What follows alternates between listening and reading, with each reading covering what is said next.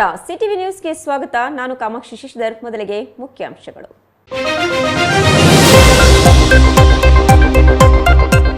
ಒಂದೇ ಬೈಕಿನಲ್ಲಿ 4 ಯುವಕರ ಪ್ರಯಾಣ. ಯಮಸ್ವರೂಪಿಯಂತೆ ಅಡ್ಡ ಬಂದ ಟಿಪ್ಪರ್. ಬೈಕ್ ಹಾಗೂ ಟಿಪ್ಪರ್ ನಡುವೆ ಮುಖಾಮುಖಿ ಡಿಕ್ಕಿ. 4 ಯುವಕರು ಸ್ಥಳದಲ್ಲೇ ಸಾವು. ಕಾಣೆಯಾಗಿದ್ದ ಕಾಲೇಜು ವಿದ್ಯಾರ್ಥಿ ಶವವಾಗಿ ಪತ್ತೆ. ಪ್ರೀತಿಸುತ್ತಿದ್ದ ಯುವತಿ ಕಡೆಯವರಿಂದ ಕೊಲೆ ಆರೋಪ. ಬಾಲಕನ ಪೋಷಕರಿಂದ ಬಾಲಕಿ ಸಂಬಂಧಿಕರ ವಿರುದ್ಧ ದೂರು. ಟಿಪ್ಪರ್ ಹಾಗೂ ಬೈಕ್ ನಡುವೆ ಅಪಘಾತ. 4 ಸಾವು ಪ್ರಕರಣ.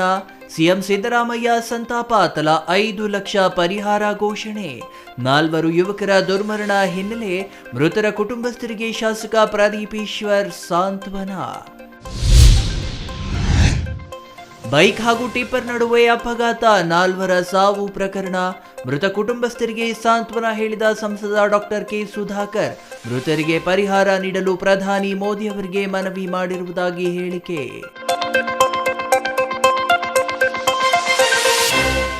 ವಾರ್ತೆಗಳ ವಿವರ. ಅವರಿಬ್ಬರು ಅಣ್ಣ ತಮ್ಮಂದಿರು ಹಾಗೂ ಅವರ ಜೊತೆಗೆ 2 ಸ್ನೇಹಿತರು 4 ಸೇರಿ ಒಂದೇ ಬೈಕಿನಲ್ಲಿ ಊರಿನತ್ತ ಹೊರಟಿದ್ರು. ಆದರೆ ದುರದೃಷ್ಟವಶಾತ್ ಹೆದ್ದಾರಿಯಲ್ಲಿ ಯಮಸ್ವರೂಪಿಯಂತೆ ಅಡ್ಡ ಬಂದ ಟಿಪ್ಪರ್ ಲಾರಿಗೆ ಬೈಕ್ ಡಿಕ್ಕಿಯಾಗಿ ಒಂದೇ ಗ್ರಾಮದ 4 ಯುವಕರು ಸ್ಥಳದಲ್ಲಿಯೇ ದುರ್ಮರಣಕ್ಕೆ ಈಡಾಗಿದ್ದಾರೆ. ಈ ಘಟನೆಯಿಂದ ಗ್ರಾಮದಲ್ಲಿ ಸೂತಕದ ವಾತಾವರಣ ಆವರಿಸಿದ್ದು, ಈ ಕುರಿತ ಒಂದು ವರದಿ ಇಲ್ಲಿದೆ ನೋಡಿ.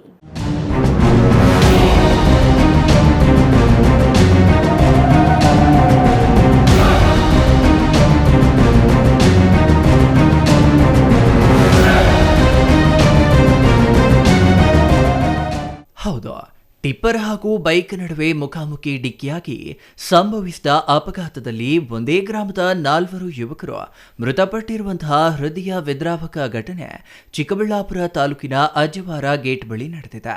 ಅಜ್ಜವಾರ ಗ್ರಾಮದ ಅಣ್ಣ ತಮ್ಮಂದಿರಾದ ನರಸಿಂಹಮೂರ್ತಿ ಹಾಗೂ ನಂದೀಶ್ ಸೇರಿದಂತೆ ಅರುಣ್ ಹಾಗೂ ಮನೋಜ್ ಮೃತರಾಗಿದ್ದಾರೆ. ಅಂದಹಾಗೆ ಕ್ರಿಸ್ಮಸ್ ಹಬ್ಬದ ಹಿನ್ನೆಲೆಯಲ್ಲಿ ಈ 4 ಚಿಕ್ಕಬಳ್ಳಾಪುರ ನಗರದ ಚರ್ಚ್ಗಳಿಗೆ ಭೇಟಿ ನೀಡಿ ಮರಳಿ ಸ್ವಗ್ರಾಮದ ಹೊರಟಿದ್ರ. 4 ಸಹ ನರಸಿಂಹಮೂರ್ತಿಗೆ ಸೇರಿದ ಸಿಟಿ 100 ಬೈಕ್ನಲ್ಲಿ ಹೊರಟಿದ್ದು, ಇನ್ನೇನು ಅಜ್ಜವಾರ ಗ್ರಾಮಕ್ಕೆ ಹೈವೇಯಿಂದ ಬಲತಿರುವು ಪಡೆದುಕೊಳ್ಳಬೇಕಿತ್ತು. ಅಷ್ಟರಲ್ಲಿ ಯಮಸ್ವರೂಪಿಯಂತೆ ಟಿಪ್ಪರ್ ಲಾರಿ ಅಡ್ಡ ಬಂದಿದ್ದು ಮುಖಾಮುಖಿ ಡಿಕ್ಕಿಯಾಗಿದೆ. ಇದರಿಂದ 4 ಸ್ಥಳದಲ್ಲೇ ದುರ್ಮರಣಕ್ಕೀಡಾಗಿದ್ದಾರೆ.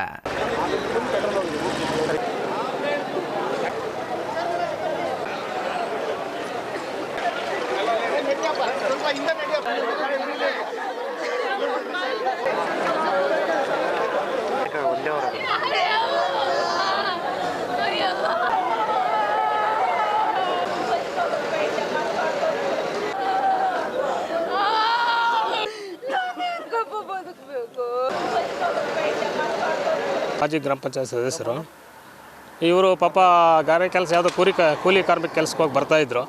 ಒಂದೇ ಗಾಡಿಯಲ್ಲಿ ಏನೋ ಬಂದಿದ್ದಾರೆ ಅಂತ ಹೇಳ್ತಾ ಇದ್ದಾರೆ. ಬಂದು ಪಾಪ ಒಬ್ಬನು ನರಸಿಂಹ ಅಂತ ಹೊಸದಾಗಿ ಒಂದು 7-8 ತಿಂಗಳಾಗಿ ಸರ್ ಲವ್ ಮ್ಯಾರೇಜ್ ಆಗಿ ಇಂಟರ್ಕ್ಯಾಸ್ಟ್ ಮ್ಯಾರೇಜ್ ಆಗಿದೆ. ಅವ್ನು ನಮ್ಮ SC ಹುಡುಗ. ಅಣ್ಣ ತಮ್ಮಂದಿರಿಬ್ಬರು ಒಂದೇ ಇದ್ರ ಜೊತೆಯಲ್ಲಿ. ಆಮೇಲೆ ಮನೋಜು ಒಬ್ಬ ಅರುಣು ಬಂದಿದ್ದಾರೆ. ಈ ಕಡೆಯಿಂದ ಟಿಪ್ಪರ್ ಬಂದಿದೆ. ಟಿಪ್ಪರ್ ಅವ್ರು ಕಾಣಿಸ್ತಾ ಇಲ್ವೋ ಏನೋ ಗೊತ್ತಿಲ್ಲ. ಅವ್ರಿಗೂ ಮನೆಗೆ ಹೋಗುವಂಥ ಒಂದು ಹೆಂಡತಿ ಮಕ್ಕಳ ತಂದೆ ತಾಯಿನೋ ನನ್ನ ಒಂದು ಇದರಲ್ಲಿ ಹೋಗ್ತಾಯಿದ್ರು. ಹೋಗಿ ಈ ಥರ ಆಕ್ಸಿಡೆಂಟ್ ಆಗಿದೆ ಅಂತ ಗೊತ್ತಾಯಿತು. ಬಂದ್ವಿ ನಾವು 4 ಜನ ಇಲ್ಲೇ ಸ್ಥಳದಲ್ಲೇ ಮೃತಪಟ್ಟಿದ್ದಾರೆ. ಅದರಿಂದ ನಮಗೊಂದು ಏನಂದರೆ ಅಲ್ಲೇ ಸರ್ ಈ ಗೇಟಲ್ಲಿ ಸ್ವಲ್ಪ ಇಕ್ಕಟ್ಟಿದೆ ಸರ್. ಅಲ್ಲಿ ಒಂದು ಮೋರಿ ಒಂದು 30 ವರ್ಷ ಸರ್ ಟಿಪ್ಪರ್ ಏನು ಸರ್ ಅದು ನಾವು ಅವರು ಹೋಗೋ ಗಾಳಿಗೆ ನಾವು 2 ವೀಲರ್ಗಳು ಅಲ್ಲಾಡೋಗ್ತೀವಿ. ಆ ಸೌಂಡ್ಗೆ ಅವರು ಆರನ್ ಮಾಡ್ತಾರೆ ನೋಡಿ ಸರ್, ಆ ಸೌಂಡ್ಗೆ ಅಲ್ಲಾಡೋಗ್ತೀವಿ. ಏನೋ ಬಂದುಬಿಡ್ತದೆ ಮೇಲೆ ಅನಿಸ್ತದೆ, ಆ ಥರ ಅವರು ಗಾಡಿ ಓಡಿಸ್ತಾರೆ ಸರ್. ಟಿಪ್ಪರ್ ಹಾಗೂ ಬೈಕ್ ನಡುವೆ ಮುಖಾಮುಖಿ ಡಿಕ್ಕಿಯಾದ ಪರಿಣಾಮ ಸಿಟಿ 100 ಬೈಕ್ ಸಂಪೂರ್ಣ ನಜ್ಜುಗುಜ್ಜಾಗಿದೆ. ಇನ್ನು ಘಟನೆಯಲ್ಲಿ ಮೃತಪಟ್ಟ 4 ಸ್ನೇಹಿತರಾಗಿದ್ದ 4ರಲ್ಲಿ ನಂದೀಶ್ ಹಾಗೂ ನರಸಿಂಹಮೂರ್ತಿ ಇಬ್ಬರು ಅಣ್ಣ ತಮ್ಮಂದಿರಾಗಿದ್ರ. 2 ಮಕ್ಕಳನ್ನ ಕಳೆದುಕೊಂಡಿರುವ ತಾಯಿಯ ಆಕ್ರಂದನ ಮುಗಿಲು ಮುಟ್ಟಿದೆ. ದೊಡ್ಡವನ್ ಕೆಲ್ಸಕ್ಕೆ ಹೋಗಿದ್ನಣ್ಣ, ಇನ್ನೊಬ್ಬನ್ ಚರ್ಚಕ್ಕೆ ಹೋಗಿದ್ನು. ಅಮ್ಮ ನನ್ನ ತೊಡ್ಕೊಂಡು ನನ್ನಮ್ಮ ಅಂತಂದಪ್ಪ.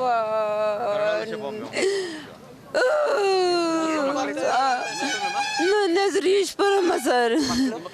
ನರಸಿಂಹಮೂರ್ತಿ ನಂದೀಶ್ ಕುಮಾರ್. ಒಬ್ಬನಿಗೆ 22. 23 ಒಬ್ಬನ 18 ಒಬ್ಬನ ಕಣ್ಣ ಡೆಕೋರೇಷನ್ಗೆ ಒಬ್ಬನು ಅಂಗಡಿಗೆ ಒಬ್ಬನು ಹೋಗ್ತಾ ಇದ್ನಣ್ಣ.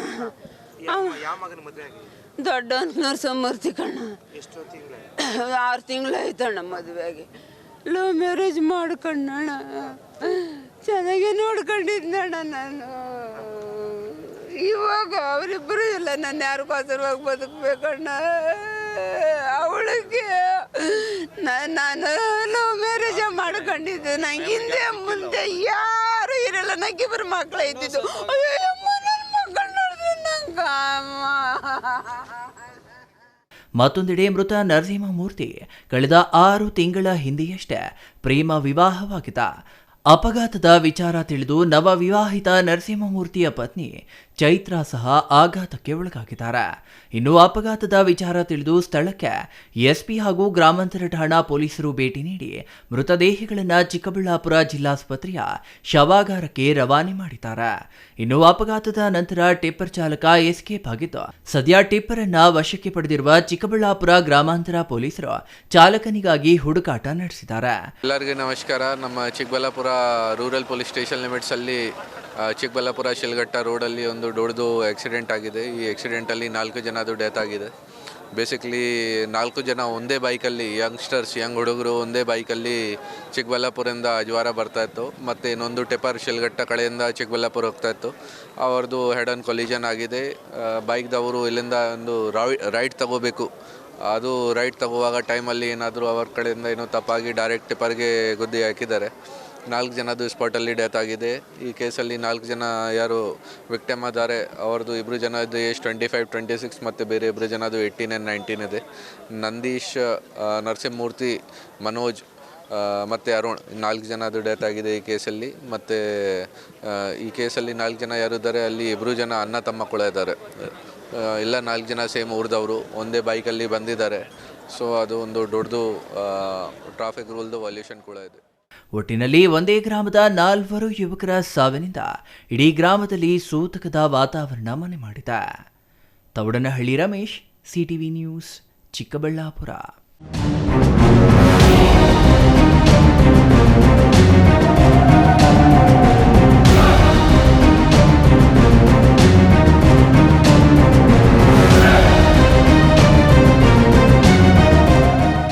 ಡಿಸೆಂಬರ್ 15ರಂದು ಕಾಣೆಯಾಗಿದ್ದ ಪ್ರಥಮ ಪಿಯುಸಿ ವಿದ್ಯಾರ್ಥಿ ಇಂದು ಶವವಾಗಿ ಪತ್ತೆಯಾಗಿರುವ ಘಟನೆ ಬೆಂಗಳೂರು ಗ್ರಾಮಾಂತರ ಜಿಲ್ಲೆಯ ದೊಡ್ಡಬಳ್ಳಾಪುರ ತಾಲೂಕಿನ ಸಾಧುಮಠ ಗ್ರಾಮದ ಸಮೀಪ ನಡೆದಿದೆ.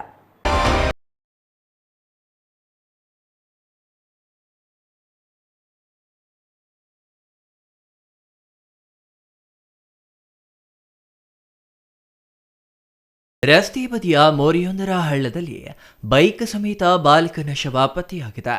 ದೊಡ್ಡಬಳ್ಳಾಪುರ ತಾಲೂಕಿನ ದೊಡ್ಡರಾಯಪ್ಪನಹಳ್ಳಿ ನಿವಾಸಿ 15 ವರ್ಷದ ನಿಶಾಂಕ್ ಮೃತ ಬಾಲಕನಾಗಿದ್ದು, ಈತ ಚಿಕ್ಕಬಳ್ಳಾಪುರ ನಗರದ ಬೆಸ್ಟ್ ಪಿಯು ಕಾಲೇಜಿನಲ್ಲಿ ಪ್ರಥಮ ವರ್ಷದ ಪಿಯುಸಿ ವ್ಯಾಸಂಗ ಮಾಡುತ್ತಿದ್ದ. ಇಂದು ಸಾಧುಮಠ ಗ್ರಾಮದ ರಸ್ತೆ ಬದಿಯ ಮೋರಿಯಲ್ಲಿ ಬಾಲಕನ ಮೃತದೇಹ ಕೊಳೆತ ಸ್ಥಿತಿಯಲ್ಲಿ ಪತ್ತೆಯಾಗಿದ್ದು, ಬೈಕ್ ಸಹ ಹಳ್ಳದಲ್ಲಿ ಬಿದ್ದಿದೆ. ಮಗನ ಸಾವಿನ ಸುದ್ದಿ ಕೇಳಿ ತಂದೆ ಹಾಗೂ ತಾಯಿ ಇಬ್ಬರು ಆಘಾತಕ್ಕೊಳಗಾಗಿದ್ದು ಕಣ್ಣೀರು ಸಿರಿಸುತ್ತಿದ್ದಾರೆ. ಇನ್ನು ಘಟನೆಯ ಬಗ್ಗೆ ಮಾತನಾಡಿರುವ ತಾಯಿ ಹಾಗೂ ತಂದೆ, ಡಿಸೆಂಬರ್ 15ರಂದು ತನ್ನ ಮಗನಿಗೆ ಹುಷಾರಿಲ್ಲದ ಕಾರಣ ಕಾಲೇಜಿಗೆ ಹೋಗದೆ ಮನೆಯಲ್ಲೇ ಇದ್ದನು. ನಾನು ನನ್ನ ಮಗನಿಗೆ ಸ್ನಾನ ಮಾಡಿಕೊ ಎಂದು ಹೇಳಿದ್ದೆ. ನನ್ನ ಮಗ ಅಂದು ಬೆಳಗ್ಗೆ 7:30 ಗಂಟೆಗೆ ಊರಿನ ಒಳಗಡೆ ಹೋಗಿ ಬರುತ್ತೇನೆಂದು ಹೇಳಿ ಹೋದವನು ಸಂಜೆಯಾದರೂ ಮನೆಗೆ ಬಂದಿರುವುದಿಲ್ಲ. ನಂತರ ನಾನು ನನ್ನ ಮಗನ ಫೋನ್ ನಂಬರ್ಗೆ ಕಾಲ್ ಮಾಡಿದ್ದೆ. ಫೋನ್ ಸ್ವಿಚ್ ಆಫ್ ಬಂದಿತ್ತು. ನಂತರ ಸ್ನೇಹಿತರನ್ನ ವಿಚಾರಣೆ ಮಾಡಿದ್ವು ಹಾಗೂ ಸಂಬಂಧಿಕರ ಮನೆಯಲ್ಲಿ ಫೋನ್ ಮಾಡಿ ವಿಚಾರಿಸಲಾಗಿ ಅಲ್ಲಿಗೂ ಸಹ ಹೋಗಿರುವುದಿಲ್ಲ. ನಮಗೆ ನಮ್ಮ ಪಕ್ಕದ ಮನೆಯವರ ದ್ವಿಚಕ್ರ ವಾಹನ ತೆಗೆದುಕೊಂಡು ಹೋಗಿದ್ದ ಅಂತ ತಿಳಿದು ಬಂದಿತ್ತು. ಆದ್ದರಿಂದ ಕಾಣೆಯಾಗಿರುವ ನನ್ನ ಮಗನನ್ನ ಪತ್ತೆ ಮಾಡಿಕೊಡಬೇಕೆಂದು ಡಿಸೆಂಬರ್ 16ರಂದು ಮಹಿಳಾ ಠಾಣೆಯಲ್ಲಿ ನಾವು ದೂರು ನೀಡಿದ್ವು. ಆದರೆ ಇಂದು ನಮ್ಮ ಮಗ ಶವವಾಗಿ ಪತ್ತೆಯಾಗಿದ್ದಾನೆ. ಇದು ಅಪಘಾತ ಅಲ್ಲ, ಉದ್ದೇಶಪೂರ್ವಕವಾಗಿಯೇ ನನ್ನ ಮಗ ಪ್ರೀತಿಸುತ್ತಿದ್ದ ಎನ್ನಲಾಗಿರುವ ಬಾಲಕಿಯ ಅಣ್ಣನೇ ಈ ಕೃತ್ಯ ಮಾಡಿರುವ ಅನುಮಾನವಿದೆ ಅಂತ ಆರೋಪಿಸಿದ್ದಾರೆ.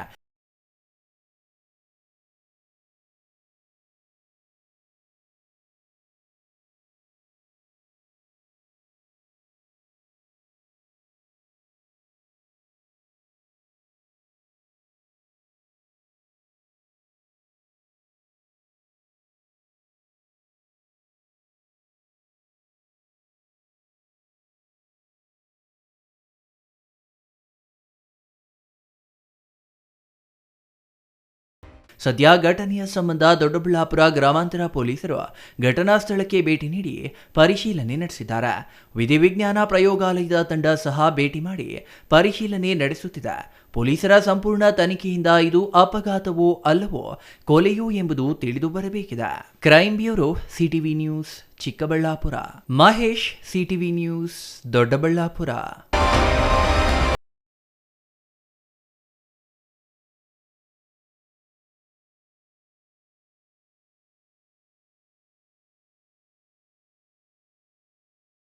ಚಿಕ್ಕಬಳ್ಳಾಪುರದಲ್ಲಿ ಭೀಕರ ಅಪಘಾತದಲ್ಲಿ 4 ಯುವಕರ ದುರ್ಮರಣ ಹಿನ್ನೆಲೆ ಮೃತರ ಕುಟುಂಬಸ್ಥರಿಗೆ ಚಿಕ್ಕಬಳ್ಳಾಪುರ ಶಾಸಕ ಪ್ರದೀಪ್ ಈಶ್ವರ್ ಸಾಂತ್ವನ ಹೇಳಿ ಸಿಎಂ ಸಿದ್ದರಾಮಯ್ಯ ಮೃತರ ಕುಟುಂಬಕ್ಕೆ ತಲಾ 5 ಲಕ್ಷ ಪರಿಹಾರ ಘೋಷಿಸಿದ್ದಾರೆ.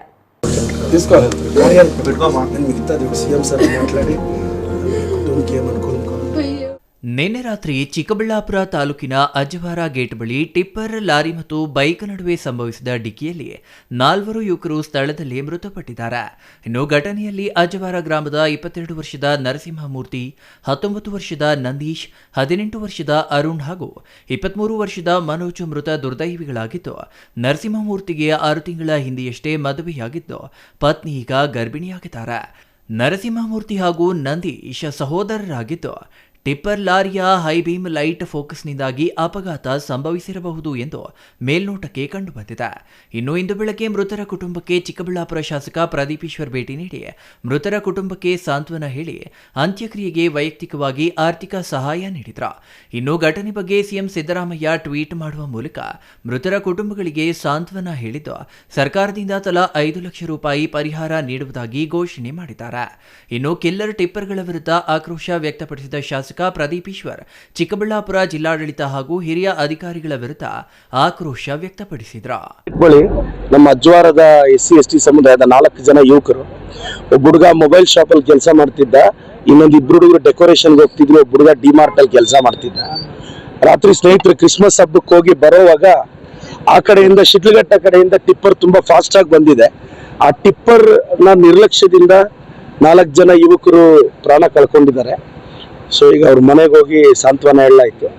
ಈಗ ಪೋಸ್ಟ್ ಮಾರ್ಟಮ್ಗೆ ಹೋಗಿ ಇದು ಮಾಡ್ತಿದ್ವಿ. ಮತ್ತೆ ಈಗಲೇ ಜಿಲ್ಲಾಧಿಕಾರಿಗಳು ಮನೆಗೆ ಹೋಗಿ ಭೇಟಿ ಮಾಡಿ ಅಜ್ವಾರದ SC ಸಮುದಾಯದವ್ರಿಗೆ ಇಮಿಡಿಯೇಟ್ ಆಗಿ, ಈಗ ಸ್ವಲ್ಪ ಸ್ಮಶಾನಕ್ಕೆ ಜಾಗದ ಸಮಸ್ಯೆ ಇದೆ, ಅದು ಇಮಿಡಿಯೇಟ್ ಆಗಿ ಆದಷ್ಟು ಬೇಗ ಆರ್ಡರ್ ಮಾಡ್ಸಕ್ಕೆ ಈಗ DC ತಹಸೀಲ್ದಾರ್ ಅವ್ರನ್ನ ಕರೆದಿದ್ದೀನಿ. ಈಗ ಅಲ್ಲಿ ಮಾತಾಡಿ ಆದಷ್ಟು ಬೇಗ ಅದು ವ್ಯವಸ್ಥೆ ಮಾಡ್ತೀವಿ. ಮತ್ತೆ ಕಳೆದ 1 ತಿಂಗಳಲ್ಲಿ ಬರೀ ನಮ್ಮ ಚಿಕ್ಕಬಳ್ಳಾಪುರದಲ್ಲಿ ಈ ದಟ್ಟ ಮಂಜಿನಿಂದ 50 ಜನ ತೀರ್ಕೊಂಡಿದ್ದಾರೆ. ಮತ್ತೆ ಈ ಸಿಗ್ನಲ್ಸ್ ಆಕ್ಸಿಡೆಂಟ್ಸ್ ಇಂದನೂ ತುಂಬಾ ಜನ ತೀರ್ಕೊಂತಾ ಇದ್ದಾರೆ. ನಾನೆಲ್ಲ ಚಿಕ್ಕಬಳ್ಳಾಪುರದವ್ರಿಗೆ ರಿಕ್ವೆಸ್ಟ್ ಮಾಡ್ತೀನಿ, ನಾವೀಗ ಹೆಲ್ಮೆಟ್ ಕಂಪಲ್ಸರಿ ಮಾಡಿದ್ವಿ, ಫಾಲೋ ಮಾಡಿ. ಅರ್ಲಿ ಮಾರ್ನಿಂಗ್ ದಯವಿಟ್ಟು ಈ ಮಂಜಲ್ಲಿ ಟ್ರಾವೆಲ್ ಮಾಡಕ್ ಹೋಗ್ಬೇಡಿ. ಬರೀ ಚಿಕ್ಕಬಳ್ಳಾಪುರದಲ್ಲೇ 1 ತಿಂಗಳಲ್ಲಣ್ಣ 50 ಜನ ಈ ದಟ್ಟು ಮಂಜಲ್ಲಿ ಆಕ್ಸಿಡೆಂಟ್ ಮಾಡ್ಕೊಂಡಿದ್ದಾರೆ. ಸೊ ಇದು ಮತ್ತೆ ಇದು ರಿಪೀಟ್ ಆಗಬಾರ್ದು. ದಯವಿಟ್ಟು ಎಲ್ರಿಗೂ ರಿಕ್ವೆಸ್ಟ್ ಮಾಡ್ತೀನಿ, ನೀವು ನಿಮ್ಮ ಹಳ್ಳಿಯಲ್ಲೇ ಆಗಲಿ ದಯವಿಟ್ಟು ಹೆಲ್ಮೆಟ್ ಹಾಕಿ. ಆಕ್ಸಿಡೆಂಟ್ಸ್ ಯಾರು ಬೇಕು ಅಂತ ಯಾರು ಹೋಗಿ ಗಾಡಿ ತಗೊಂಡೋಗಿ ಯಾರು ಹೋಗಿ ಗುದ್ಕೊಳ್ಳಲ್ಲ, ಹಂಗಾಗೋಗುತ್ತೆ ಅಷ್ಟೇ. ಪಾಪ ಕುಟುಂಬ ಸಮಸ್ಯೆಗೆ ಸಿಗಾಕೊಳ್ಳುತ್ತೆ. ನೋಡಿ, ಒಬ್ಬ ಹುಡುಗನಿಗೆ 8 ತಿಂಗಳಾಗಿದೆ ಮದುವೆ ಆಗಿ, ಆ ಮಗು BE 3rd ಇಯರ್ ಮಾಡ್ತಿದ್ದೆ ದೊಡ್ಡಬಳ್ಳಾಪುರದಲ್ಲಿ. ಪಾಪ ಮನೆ ಕುಟುಂಬದ ನೋವು ನೋಡಕ್ಕಾಗಲ್ಲ. ಸೊ ದೇವರ ಕುಟುಂಬಕ್ಕೆ ನೋವು ಬರೆಸೋ ಶಕ್ತಿ ಕೊಡ್ಲಿ ಅಂತ ಪ್ರಾರ್ಥಿಸ್ತೀನಿ. ನಾನು ವರ್ಷಗಳಿಂದ ನಾನು ಟಿಪ್ಪರ್ ವಿರೋಧದಲ್ಲಿ ಇದ್ದೀವಿ. ನಾನು ಡೈರೆಕ್ಷನ್ ಕೊಟ್ಟು ತಹಸೀಲ್ದಾರ್ಗೂ ಹೇಳಿದೆ, ಅವನ್ನೆಲ್ಲ ಸೀಸ್ ಮಾಡ್ರಿ ಅಂತ. ಸೀಸ್ ಮಾಡಿದ್ರೆ ಕೆಲವರು ಉನ್ನತ ಅಧಿಕಾರಿಗಳು ಆಫೀಸರ್ಸ್ನೇ ಬೈತಾರೆ. ನಾವೇನ್ ಮಾಡೋದು? ಅವ್ರ ಮನೆಗಳಲ್ಲಿ ಯಾವನಾದ್ರೂ ಸತ್ತೋದ್ರೆ ಬುದ್ಧಿ ಬರುತ್ತೆ, ಬೇರೆಯವ್ರ ಮನೆಗಳಲ್ಲಿ ಸತ್ತೋದಾಗ ನೋವು ಹೆಂಗ್ ಗೊತ್ತಾಗುತ್ತೆ? ನಾನು ಆಫೀಸರ್ಸ್ಗೆಲ್ಲ ಡೈರೆಕ್ಷನ್ ಕೊಟ್ಟು ಅವ್ರಿಗೆಲ್ಲ ಅಯೋಗ್ಯರಿಗೆ 20 ಬರಕ್ ಹೇಳ್ರಿ, ಸ್ಪೀಡ್ ಲಿಮಿಟ್ ಹಾಕ್ರಿ ಅಂದ್ರೆ ಅವ್ರಿಗೆ ಇಷ್ಟ ಬಂದಂಗೆ ಟಿಪ್ಪರ್ಗಳು. ಈಗ 4 ಕುಟುಂಬಗಳಿಗೆ ಯಾವನಾಗ್ತಾನೆ? ಹೈಯರ್ ಅಫಿಷಿಯಲ್ಸ್ ಬಾಯಿಗೆ ಬಂದಂಗೆ ಲೋಯರ್ ಅಫಿಷಿಯಲ್ಸ್ ನ ಬೈತಾರೆ. ಅವ್ರ ಮನೆಗಳಲ್ಲಿ ಯಾವನಾದ್ರೂ ಸತ್ತೋದ್ರೆ ಅವ್ರಿಗೆ ಬುದ್ಧಿ ಬರುತ್ತೆ. ಈಗ ಪಾಪ ತಾಲೂಕ್ ಆಫೀಸರ್ಸ್ ಟಿಪ್ಪರ್ಸ್ ಎಲ್ಲ ಹಿಡಿದು ಓವರ್ಲೋಡ್ ಬೇಡ್ರು, ಸ್ಪೀಡ್ ಲಿಮಿಟ್ ಬೇಡ್ರು ಅಂತ ಹಿಡಿದ್ರೆ ಈ ಹೈಯರ್ ಅಫಿಷಿಯಲ್ಸ್ ಮೀಟಿಂಗ್ಗಳಲ್ಲಿ ಲೋಯರ್ ಅಫಿಷಿಯಲ್ಸ್ ನ ಬೈತಾರೆ. ಅವ್ರ ಮನೆಗಳಲ್ಲಿ ಯಾವನಾದ್ರೂ ಸತ್ತೋದ್ರೆ ಬುದ್ಧಿ ಬರುತ್ತೆ ಅಷ್ಟೇ. ಅಲ್ಲಿವರೆಗೂ ಅವ್ರಿಗೆಲ್ಲ ಎಲ್ಲಿ ಬುದ್ಧಿ ಬರುತ್ತೆ? ನಾನ್ ತಾಲೂಕು ಆಡಳಿತದಿಂದ ನಾವು ಎಷ್ಟು ಟೈಟ್ ಮಾಡ್ತಿದೀವಿ. ಈಗ ಬ್ಯಾನರ್ ಇದು ಫ್ಲೆಕ್ಸ್ಗಳು ಬ್ಯಾನ್ ಮಾಡಿದ್ವಿ, ಹೆಲ್ಮೆಟ್ ಕಂಪಲ್ಸರಿ. ರಾಜ್ಯದಲ್ಲಿ ಎಲ್ಲೂ ಇಲ್ಲ, ನಾನು ಯಾಕೆ ಹೆಲ್ಮೆಟ್ ಹಾಕಿ ಕಂಪಲ್ಸರಿ ಮಾಡಿಸ್ತಿದ್ದೀನಿ? ಯಾರಿಗೂ ಸಮಸ್ಯೆ ಆಗಬಾರ್ದು ಅಂತ ಅಲ್ವಾ? ಈಗ ಅದೇ ಪಾಪ 4 ಹುಡುಗರು ಹೆಲ್ಮೆಟ್ ಹಾಕಿದ್ರೆ ಆ ಅಮ್ಮ 2 ಮಕ್ಕಳನ್ನ ಕಳ್ಕೊಂಡ್ರಲ್ಲಣ್ಣ, ಆ ಅಮ್ಮ ಹೇಳ್ತಿದ್ರು, ಸ್ವಾಮಿ ಒಬ್ಬ ಮಗ ಬದುಕಿದ್ರು ನಾನು ಜೀವನ ಮಾಡ್ತಿದ್ದೆ ಅಂತ. ಸೊ ಇವೆಲ್ಲ ನೋವಾದಾಗೆ ಗೊತ್ತಾಗುತ್ತೆ. Taudanahalli Ramesh, CTV news, Chikkaballapur.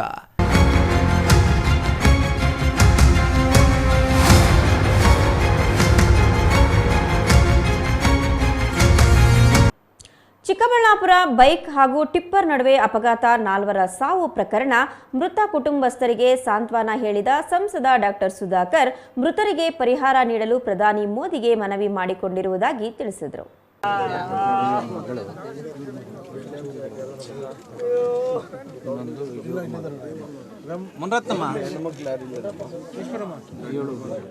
Tipper ಹಾಗೂ ಬೈಕ್ ನಡುವೆ ಸಂಭವಿಸಿದ ಭೀಕರ ಅಪಘಾತದಲ್ಲಿ 4 ಯುವಕರು ಸಾವನ್ನಪ್ಪಿರುವ ಘಟನೆ ಚಿಕ್ಕಬಳ್ಳಾಪುರ ತಾಲೂಕಿನ ಅಜ್ಜವಾರ ಗ್ರಾಮದ ಗೇಟ್ ಬಳಿ ಕಳೆದ ರಾತ್ರಿ ನಡೆದಿತ್ತು. ಹೀಗಾಗಿ ಇಂದು ಅಜ್ಜವಾರ ಗ್ರಾಮಕ್ಕೆ ಸಂಸದ ಸುಧಾಕರ್ ಭೇಟಿ ನೀಡಿ ಮೃತ ಯುವಕರ ಅಂತಿಮ ದರ್ಶನ ಪಡೆದರು. ಇದೇ ವೇಳೆ ಮೃತರ ಕುಟುಂಬಸ್ಥರಿಗೆ ಸಾಂತ್ವನ ಸಂಸದ ಸುಧಾಕರ್ ವೈಯಕ್ತಿಕವಾಗಿ ತಲಾ ಒಬ್ಬರಿಗೆ 50,000 ಪರಿಹಾರ ಧನ ನೀಡಿ ಆರ್ಥಿಕ ಸಹಾಯ ಮಾಡಿದ್ದಾರೆ. ಇದೇ ವೇಳೆ ಮಾತನಾಡಿದ ಸಂಸದ ಸುಧಾಕರ್, ಇದೊಂದು ಆಘಾತಕಾರಿ ಘಟನೆ. ಒಂದೇ ಮನೆಯಲ್ಲಿ ಅಣ್ಣ ತಮ್ಮ ಇಬ್ಬರು ಕೂಡ ಮೃತಪಟ್ಟಿದ್ದಾರೆ. ತಾಯಿಗೆ ಆಧಾರವಾಗಿದ್ದ ಗಂಡು ಮಕ್ಕಳು ಇಲ್ಲದೆ ತಾಯಿ ದಿಕ್ಕು ತೋಚದಂತಾಗಿದ್ದಾರೆ. ಇಂತಹ ಸ್ಥಿತಿ ಯಾವ ತಾಯಿಗೂ ಬೇಡವಾದದ್ದು ಅಂತ ಘಟನೆಯ ಬಗ್ಗೆ ಮರುಕ ವ್ಯಕ್ತಪಡಿಸಿದ್ದಾರೆ. ಮೃತರಿಗೆ ಪರಿಹಾರ ಘೋಷಣೆ ಮಾಡಿರುವ ರಾಜ್ಯ ಸರ್ಕಾರ ಸಿಎಂ ಸಿದ್ದರಾಮಯ್ಯನವರಿಗೆ ಸಂಸದ ಸುಧಾಕರ್ ಅಭಿನಂದನೆ ಸಲ್ಲಿಸಿದರು. ಇನ್ನು ಪ್ರಧಾನಮಂತ್ರಿಯವರಿಗೂ ಸಹ ಮೃತ ಕುಟುಂಬಸ್ಥರಿಗೆ ಪರಿಹಾರ ನೀಡಲು ಮನವಿ ಮಾಡಿಕೊಂಡಿರುವುದಾಗಿ ತಿಳಿಸಿದರು. ಅಪಘಾತಗಳು ನೋಡಿದ್ದೀನಿ, ಆದರೆ ಒಂದೇ ಗ್ರಾಮದಲ್ಲಿ ಒಂದೇ ಸಮುದಾಯದ 4 ತರುಣರು, ಯುವಕರು ಅವರು ಕನಸು ಕಾಣಂಥ ವೇಳೆಯಲ್ಲಿ ಅವರೇ ಇವತ್ತು ಅಪಘಾತಕ್ಕೆ ಈಡಾಗಿ ಇವತ್ತು ಇಲ್ಲದೆ ಇರುವಂಥದ್ದು ಅತೀವ ದುಃಖ ಆಗಿದೆ ನನಗೆ ವೈಯಕ್ತಿಕವಾಗಿ ಕೂಡ. ಮತ್ತು ಒಂದು ತಾಯಿ, ಅವ್ರಿಗೆ 2 ಮಕ್ಕಳು, 2 ಗಂಡು ಮಕ್ಕಳು, ಇನ್ಯಾವ ಮಕ್ಕಳು ಇಲ್ಲ. ಇತ್ತೀಚೆಗೆ ಅವರು ಗಂಡನನ್ನು ಕಳ್ಕೊಂಡಿರ್ತಕ್ಕಂಥ 2 ಗಂಡು ಮಕ್ಕಳು ಇವತ್ತು ಸಾವಿಗೆ ಈಡಾಗಿರುವಂಥದ್ದು. ಆ ತಾಯಿಗೆ ಹೇಗೆ ಸಾಂತ್ವನ ಹೇಳಬೇಕು, ಆ ದುಃಖ ಹೇಗೆ ಅವರು ತಡ್ಕೊಳ್ಳುವಂಥ ಶಕ್ತಿ ಆ ಭಗವಂತ ಕೊಡ್ತಾನೆ. ನಿಜವಾಗಿಯೂ ಕೂಡ ಈ ಒಂದು ದೃಶ್ಯ ನೋಡಲಿಕ್ಕೆ ಆಗ್ತಾಯಿಲ್ಲ. ಭಾಳಷ್ಟು ಮನಸ್ಸಿಗೆ ಘಾಸಿಯಾಗಿದೆ. ಮಾತಿನಿಂದ ಹೇಳಲಿಕ್ಕೆ ಸಾಧ್ಯ ಇಲ್ಲ. ಇದು ಅಷ್ಟು ನೋವು. ಇವತ್ತು ಅಜ್ವಾರ ಗ್ರಾಮದಲ್ಲಿ ಶೋಕದ ವಾತಾವರಣ ಇವತ್ತು ನಾವು ನೋಡ್ತಾ ಇದ್ದೀವಿ. ಎಲ್ಲ ಗ್ರಾಮಸ್ಥರು, ಈ ಭಾಗದ ಜನರು ಇವತ್ತು ಈ ಒಂದು ಅವರ ನೋವಿನಲ್ಲಿ ಆ ನೋವನ್ನು ಹಂಚ್ಕೊಳ್ಳಿಕ್ಕೆ ಎಲ್ಲರೂ ಕೂಡ ಬಂದಿದ್ದಾರೆ. ನಾನು ಇಷ್ಟನ್ನೇ ಹೇಳ್ತೇನೆ, ಯಾವ ತಾಯಿ ತಂದೆಗೂ ಕೂಡ ಈ ರೀತಿಯ ಪರಿಸ್ಥಿತಿ ಆಗಬಾರ್ದು. ಆದರೂ ಕೂಡ ಭಗವಂತ ಏನು ಇಚ್ಛೆ ಇದೆ ಗೊತ್ತಿಲ್ಲ ನನಗೆ. ಅವರಿಗೆ ಸಾಂತ್ವನವನ್ನು ಹೇಳೋದ್ರ ಜೊತೆಗೆ ಭಗವಂತ ಅವರಿಗೆ ಎಲ್ಲ ರೀತಿಯಲ್ಲಿ ಔದಾರ್ಯವನ್ನು, ಶಕ್ತಿಯನ್ನು, ನೈತಿಕ ಶಕ್ತಿಯನ್ನು, ಆಶೀರ್ವಾದವನ್ನು ಅವ್ರ ಮೇಲೆ ಭಗವಂತ ಇಟ್ಟಿರಬೇಕು. ಮದುವೆಯಾಗಿ ಒಬ್ಬರಿಗೆ ಕೇವಲ 6 ತಿಂಗಳಾಗಿದೆ. ಅಂಥ ಒಂದು ಹೆಣ್ಮಗಳು ಕೂಡ ಇವತ್ತು ನತದೃಷ್ಟಿಯಾಗಿ ಸಣ್ಣ ವಯಸ್ಸಿನಲ್ಲಿ ಇವತ್ತು ವಿಧವೆ ಆಗಿರುವಂಥದ್ದು ನಿಜವಾಗಿಯೂ ಕೂಡ ಆಘಾತ ಆಗ್ತದೆ. ಇವತ್ತು ವೈಯಕ್ತಿಕವಾಗಿ ನಾವು ಏನೇ ಸ್ವಲ್ಪ ಹಣಕಾಸಿನ ಸಹಾಯ ಮಾಡಿದರೆ ಯಾರನ್ನು ನಾವು ತಂದು ಅವರನ್ನು ರಕ್ಷಣೆ ಮಾಡಲಿಕ್ಕಾಗಲ್ಲ.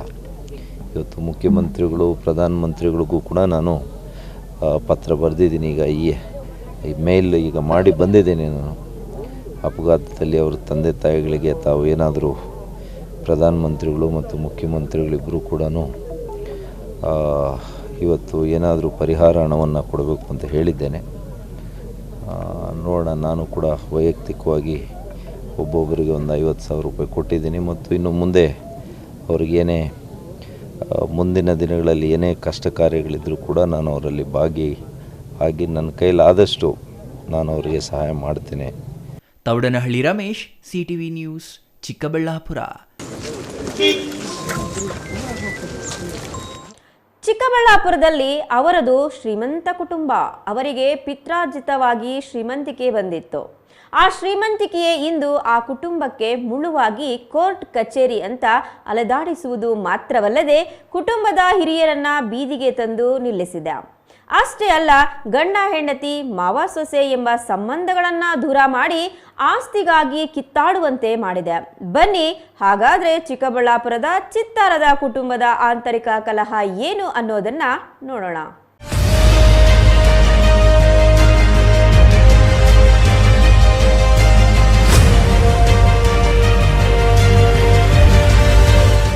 ವೀಕ್ಷಕರೇ, ನಿಮಗೆಲ್ಲ ನೆನಪಿರಬಹುದು, ಇತ್ತೀಚೆಗೆ ತುತ್ತು ಅನ್ನಕ್ಕಾಗಿ ಬೀದಿಗಿಳಿದು 60 ವರ್ಷದ ವೃದ್ಧ CS ವಿಶ್ವನಾಥ ಬಾಬು ಎಂಬಾತ ಬೇಡಿಕೊಳ್ಳುತ್ತಿರುವ ಬಗ್ಗೆ ಸುದ್ದಿ ಪ್ರಸಾರ ಮಾಡಲಾಗಿತ್ತು. ಈ ಸುದ್ದಿ ನೀವೆಲ್ಲ ನೋಡಿರಬಹುದು.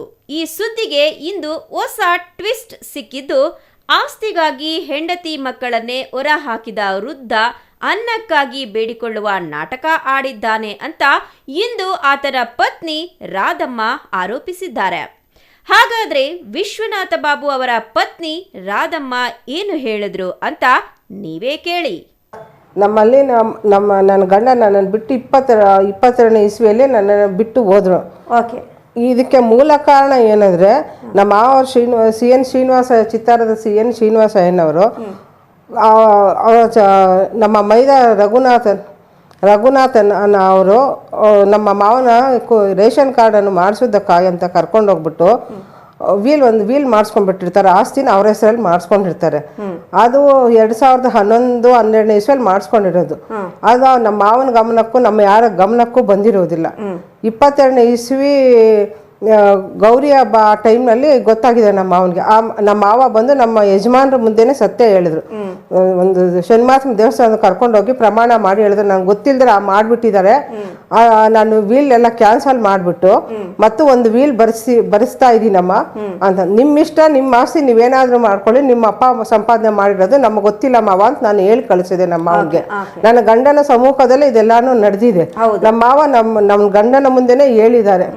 ದೇವರ ಮೇಲೆ ಪ್ರಮಾಣ ಮಾಡಿ, ಶನಿವಾರ ದೇವಸ್ಥಾನದಲ್ಲಿ ಪ್ರಮಾಣ ಮಾಡಿ ಹೇಳಿದ್ದಾರೆ ನನ್ನ ಮಾವ. ಹೇಳಿದ ತದನಂತರ ನನ್ನ ಮಾವ ಮತ್ತು ಬೇರೆ ವೀಲ್ ಮಾಡಿಸಿದ್ದಾರೆ. ಮಾಡಿಸೋದನ್ನು ರಘುನಾಥ್ ಅವರ ಮಗಳು CR ಪೂರ್ಣಿಮಾ ಮತ್ತು ಅವರ ರಘುನಾಥ್ ಅವರ ಹೆಂಡತಿ ಆದ ಶ್ರೀಮತಿ ಶೈಲಜಾ ಅವರು, ಅವ್ರ ಕಡೆಯವರು ಯಾರೋ ರಿಲೇಷನ್ಸ್ ದೇವಗಾನಹಳ್ಳಿ DN ಶ್ರೀನಿವಾಸ್ ಅಂತ ಅಂದ್ಬಿಟ್ಟು ಇವರೆಲ್ಲ ಸೇರಿಕೊಂಡು ಆ ವೀಲ್ ಕ್ಯಾನ್ಸಲ್ ಮಾಡಿಸಿರ್ತಾರೆ. ಆ ವೀಲ್ ಕ್ಯಾನ್ಸಲ್ ಆದಮೇಲೆ ಮತ್ತು ನಮ್ಮ ಮಾವ ಈ ಮಗಳು ಒಬ್ಬರು ಇದ್ದಾರೆ ಉಮಾದೇವಿ ಅಂತಂದ್ಬಿಟ್ಟು ಅವರು ಕೋರ್ಟ್ ಮುಖಾಂತರ ಮತ್ತು ಕೋರ್ಟ್ಗೆ ಹೋಗಿ ಕೇಸ್ ಹಾಕೊಂಡು ಕೋರ್ಟ್ ಮುಖಾಂತರ ಆಸ್ತಿ ಎಲ್ರಿಗೂ ಪಾಲ್ ಮಾಡ್ತಾರೆ. ರಾಜಿ ಮೂಲಕ ಆಸ್ತಿನ ಸಮಾನವಾಗಿ ಹಂಚ್ಕೊಂಡಾದ್ಮೇಲೆ ನಮಗೆ ಗೊತ್ತಿಲ್ಲ ಇದನ್ನು ಏನು ಮಾಡಿದ್ದಾರೆ ಅನ್ನೋದು ನಮ್ಗೆ ಗೊತ್ತಿಲ್ಲ. ನಮಗೆ ನನ್ನ ಗಂಡನ ಕಡೆಯಿಂದ ಒಂದು ನೋಟಿಸ್ ಕಳಿಸಿದ್ರು, KVT ಅಂತ ಅಂದ್ಬಿಟ್ಟು. KVT ಕಳಿಸಿದಾಗ ನಾನು ನನ್ನ ಅದರಲ್ಲಿ ನೋಡಿದೆ, ಓದಿ ಎಲ್ಲ ನೋಡಿದೆ. ನನ್ನ ಗಂಡನಿಗೆ ಕೆಲವು ಕಡೆ ದಾರಿಯೆಲ್ಲ ನೋಡ್ಸಿರ್ಲಿಲ್ಲ ನಮಗೆ. ಅದಕ್ಕಾಗಿ ನನ್ನ ಗಂಡನ ಬಳಿ ಕೇಳಬೇಕು ಅಂತ ನನ್ನ ಗಂಡ ನನ್ನನ್ನು 22ನೇ ಇಸ್ವಿಯಲ್ಲೇ ನಮ್ಮನ್ನು ಬಿಟ್ಟು ಹೋದ್ರು.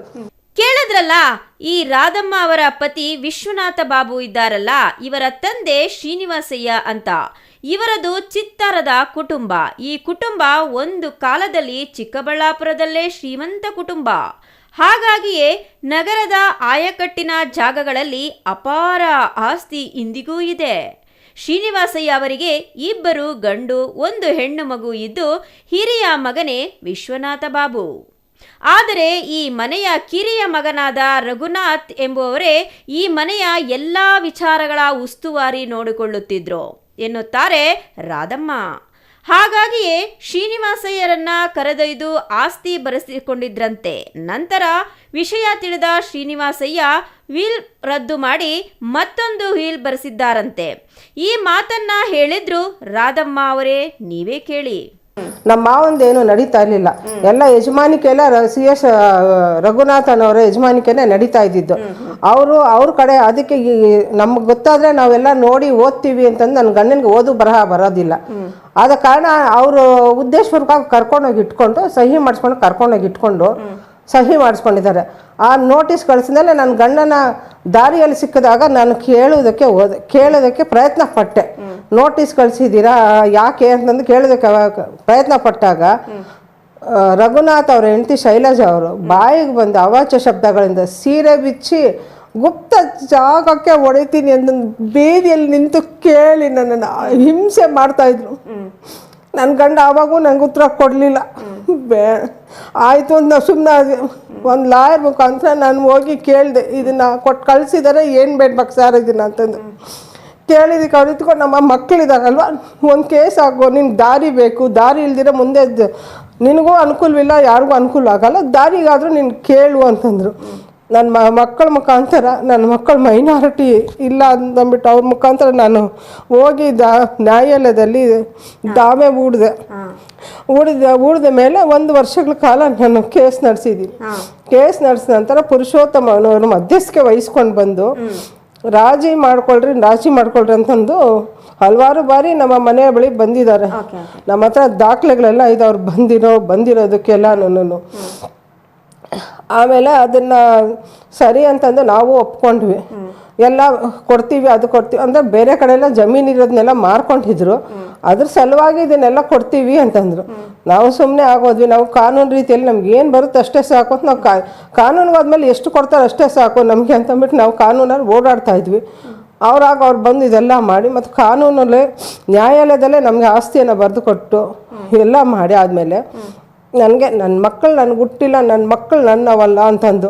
ನಮಗೆ ಒಂದು ಗಂಡು ಒಂದು ಹೆಣ್ಣು.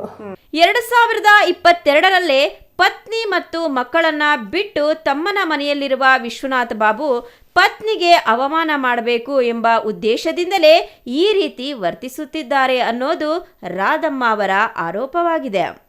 ಕೋರ್ಟ್ ಕಚೇರಿ ಅಂತ ಅಲೆದು ಪತಿಯಿಂದ ದೂರವಾದರೂ ಆತನ ಚಿಕಿತ್ಸೆಗಾಗಿ ಹಣ ವೆಚ್ಚ ಮಾಡಿ ಎಲ್ಲವನ್ನೂ ತಾವೇ ನೋಡಿಕೊಂಡಿರುವುದಾಗಿ ರಾಧಮ್ಮ ಹೇಳುತ್ತಿದ್ದಾರೆ. ತಂದೆ ಮಾಡಿದ ಆಸ್ತಿ ಮಗನೇನೋ ಉಳಿಸಿಕೊಂಡ, ಆದರೆ ಮೊಮ್ಮಕ್ಕಳ ನಡುವೆ ಇದೀಗ ಆಸ್ತಿಗಾಗಿ ಕಿತ್ತಾಟ ನಡೆಯುತ್ತಿದ್ದು, ಇದು ಬದುಕಿ ಬಾಳಿದ ಕುಟುಂಬ ಗೌರವಕ್ಕೆ ಧಕ್ಕೆ ತರುವಂತಿದೆ ಎಂದರೆ ಬಹುಶಃ ತಪ್ಪಾಗಲಾರದು. News bureau, CTV news, Chikkaballapur.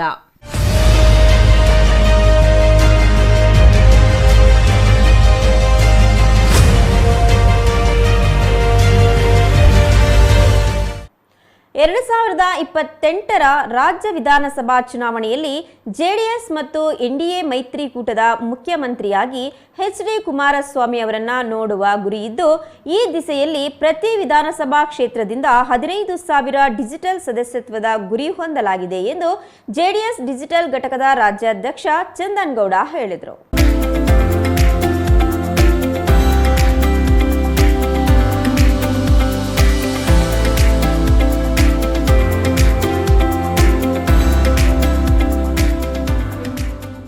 Chikkaballapur ನಗರದ ಶ್ರೀ ಮರಳುಸಿದ್ದೇಶ್ವರ ಸಮುದಾಯ ಭವನದಲ್ಲಿ ಜೆಡಿಎಸ್ನಿಂದ ಏರ್ಪಡಿಸಿದ್ದ ಡಿಜಿಟಲ್ ಮಾಧ್ಯಮ ಕುರಿತು 1 ದಿನದ ಕಾರ್ಯಾಗಾರದಲ್ಲಿ ಮಾತನಾಡಿದ ಜೆಡಿಎಸ್ ಡಿಜಿಟಲ್ ಘಟಕದ ರಾಜ್ಯಾಧ್ಯಕ್ಷ ಚಂದನ್ ಗೌಡ, 2026ಕ್ಕೆ ಕಾರ್ಯಕರ್ತರ ಚುನಾವಣೆ ನಡೆಯಲಿದ್ದು, ಪ್ರತಿ ವಿಧಾನಸಭಾ ಕ್ಷೇತ್ರದಲ್ಲಿ ಪಕ್ಷದ ಕಾರ್ಯಕರ್ತರನ್ನ ಅಧಿಕಾರ ಸ್ಥಾನದಲ್ಲಿ ಕೂರಿಸುವ ಜವಾಬ್ದಾರಿ ಪಕ್ಷದ ವರಿಷ್ಠರು ನೀಡಿದ್ದಾರೆ.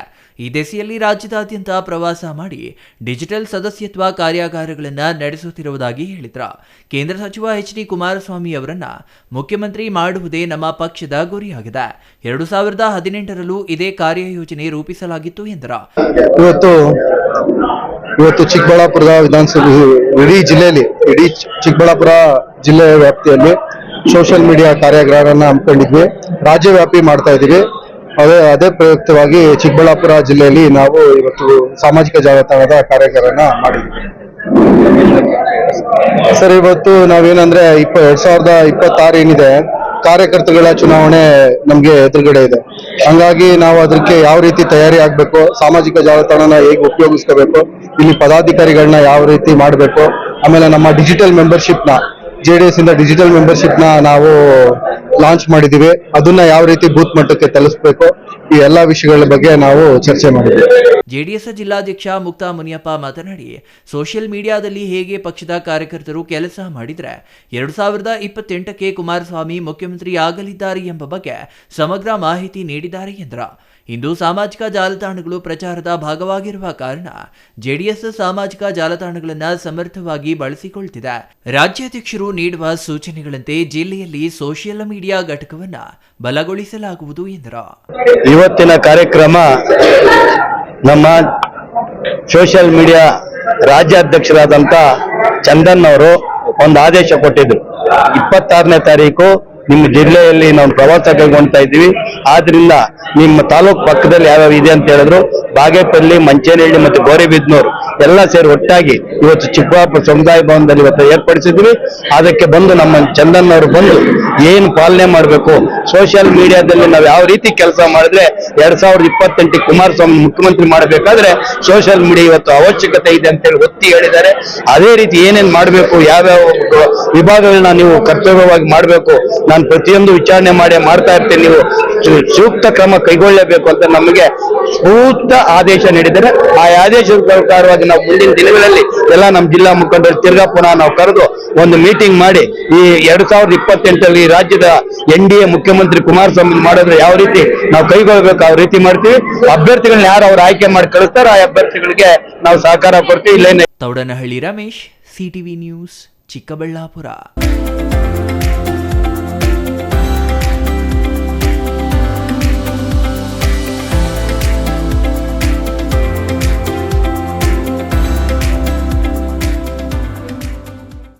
ಇದೀಗ ಪುಟ್ಟ ವಿರಾಮದ ನಂತರ ಸಿಟಿವಿ ನ್ಯೂಸ್ ಮುಂದುವರಿಯುತ್ತದೆ.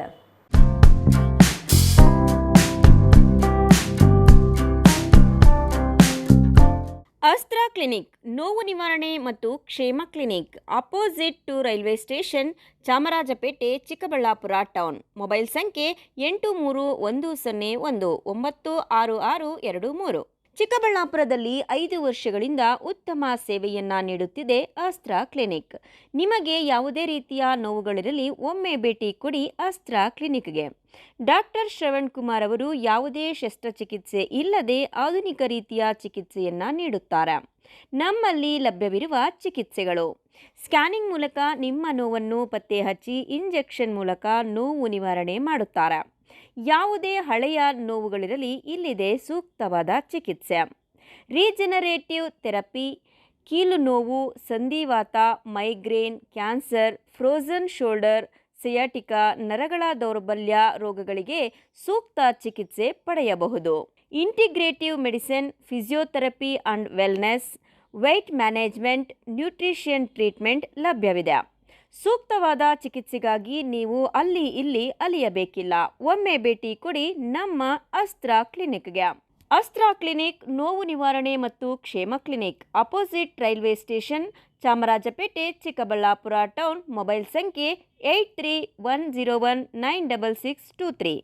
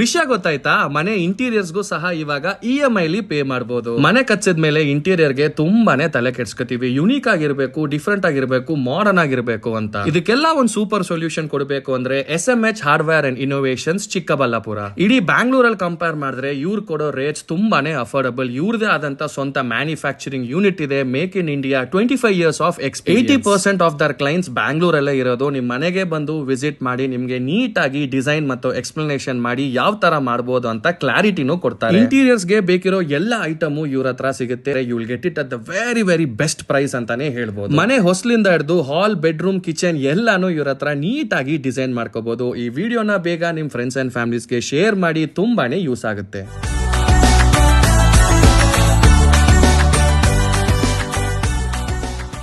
ವಿರಾಮದ ನಂತರ ಸಿಟಿವಿ ನ್ಯೂಸ್ಗೆ ಮತ್ತೊಮ್ಮೆ ಸ್ವಾಗತ. ಅಂಚೆ ಇಲಾಖೆ ಅಧಿಕಾರಿಯೊಬ್ಬರು ಸಾರ್ವಜನಿಕರ ಹಣ ದುರುಪಯೋಗ ಪಡಿಸಿಕೊಂಡಿರುವ ಆರೋಪ ಕೇಳಿಬಂದಿದೆ. ಇದು ಸಾರ್ವಜನಿಕ ವಲಯದಲ್ಲಿ ಆತಂಕಕ್ಕೆ ಕಾರಣವಾಗಿದೆ. ಅಲ್ಲದೆ 1 ಕೋಟಿಗೂ ಹೆಚ್ಚು ಅವ್ಯವಹಾರ ನಡೆಸಿರುವ ಆರೋಪ ಇರುವ ಹಿನ್ನೆಲೆಯಲ್ಲಿ ಅಂಚೆ ಕಚೇರಿಯಲ್ಲಿ ವ್ಯವಹಾರ ನಡೆಸುತ್ತಿರುವವರ ಆತಂಕ ಹೆಚ್ಚಾಗಿದೆ.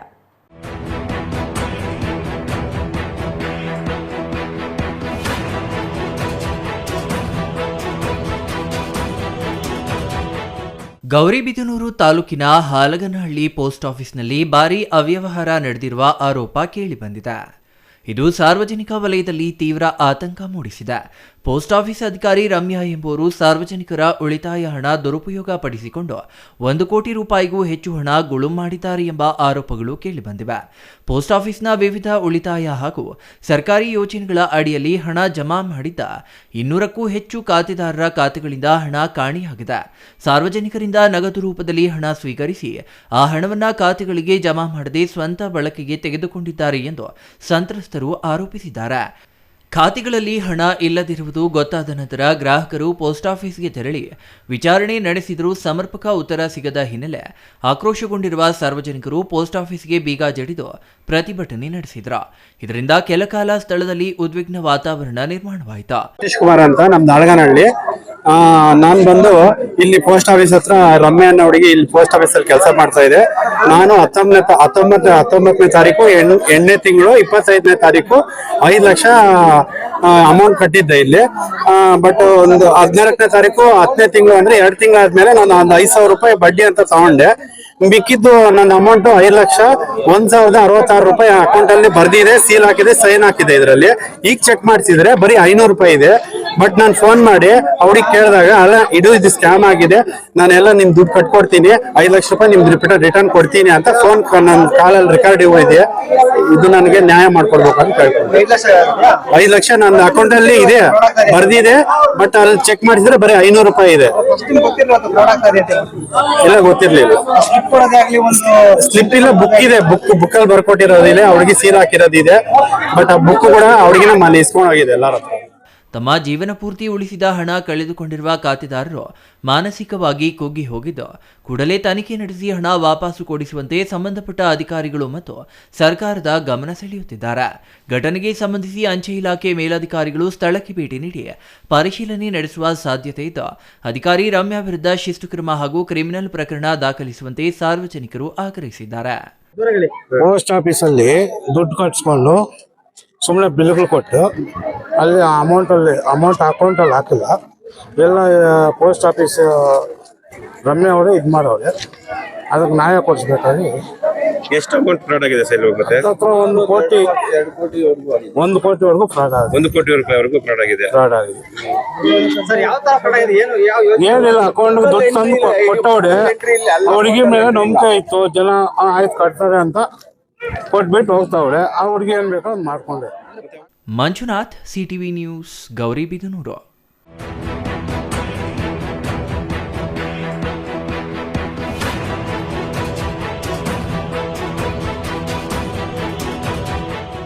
ಪರ್ಯಾಯ ರಾಜಕಾರಣದ ಉದ್ದೇಶದೊಂದಿಗೆ ಸಿಪಿಎಂ ಡಿಸೆಂಬರ್ 21ರಂದು ಬೆಂಗಳೂರಿನ ಸ್ವಾತಂತ್ರ್ಯ ಉದ್ಯಾನವನದಲ್ಲಿ ಸಂಘಟಿಸಿದ್ದ ಜನಧನಿ ರ್ಯಾಲಿ ಯಶಸ್ವಿಯಾಗಿದೆ ಎಂದು ಸಿಪಿಎಂ ರಾಜ್ಯ ಕಾರ್ಯದರ್ಶಿ ಮಂಡಳಿ ಸದಸ್ಯ ಮುನಿವೆಂಕಟಪ್ಪ ಹೇಳಿದರು.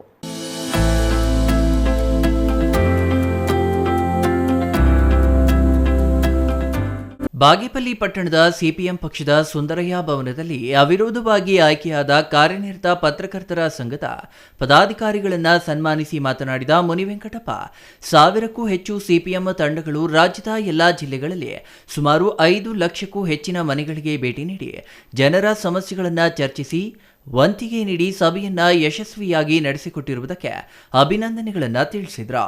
ನಿರುದ್ಯೋಗ, ಬೆಲೆ ಏರಿಕೆ, ಭೂಸ್ವಾಧೀನ, ಭ್ರಷ್ಟಾಚಾರ, ಸಾಮಾಜಿಕ ಅಸಮತೋಲನ, ಶಿಕ್ಷಣ, ಆರೋಗ್ಯ, ಖಾಸಗೀಕರಣ, ವಸತಿ, ರಸ್ತೆ, ಅಭಿವ್ಯಕ್ತಿ ಸ್ವಾತಂತ್ರ್ಯ, ಕೋಮುವಾದಿ, ಜಾತಿವಾದಿ, ಹೊಸ ಜನ ವಿರೋಧಿ ನೀತಿಗಳು, ಕಾಂಗ್ರೆಸ್, ಬಿಜೆಪಿ ಹಾಗೂ ಜೆಡಿಎಸ್ ಪಕ್ಷಗಳ ಜನವಿರೋಧಿ ಆರ್ಥಿಕ ನೀತಿಗಳ ಜನದನಿ ರ್ಯಾಲಿಯಲ್ಲಿ ವಿಸ್ತೃತ ಚರ್ಚೆಗಳಾದವು.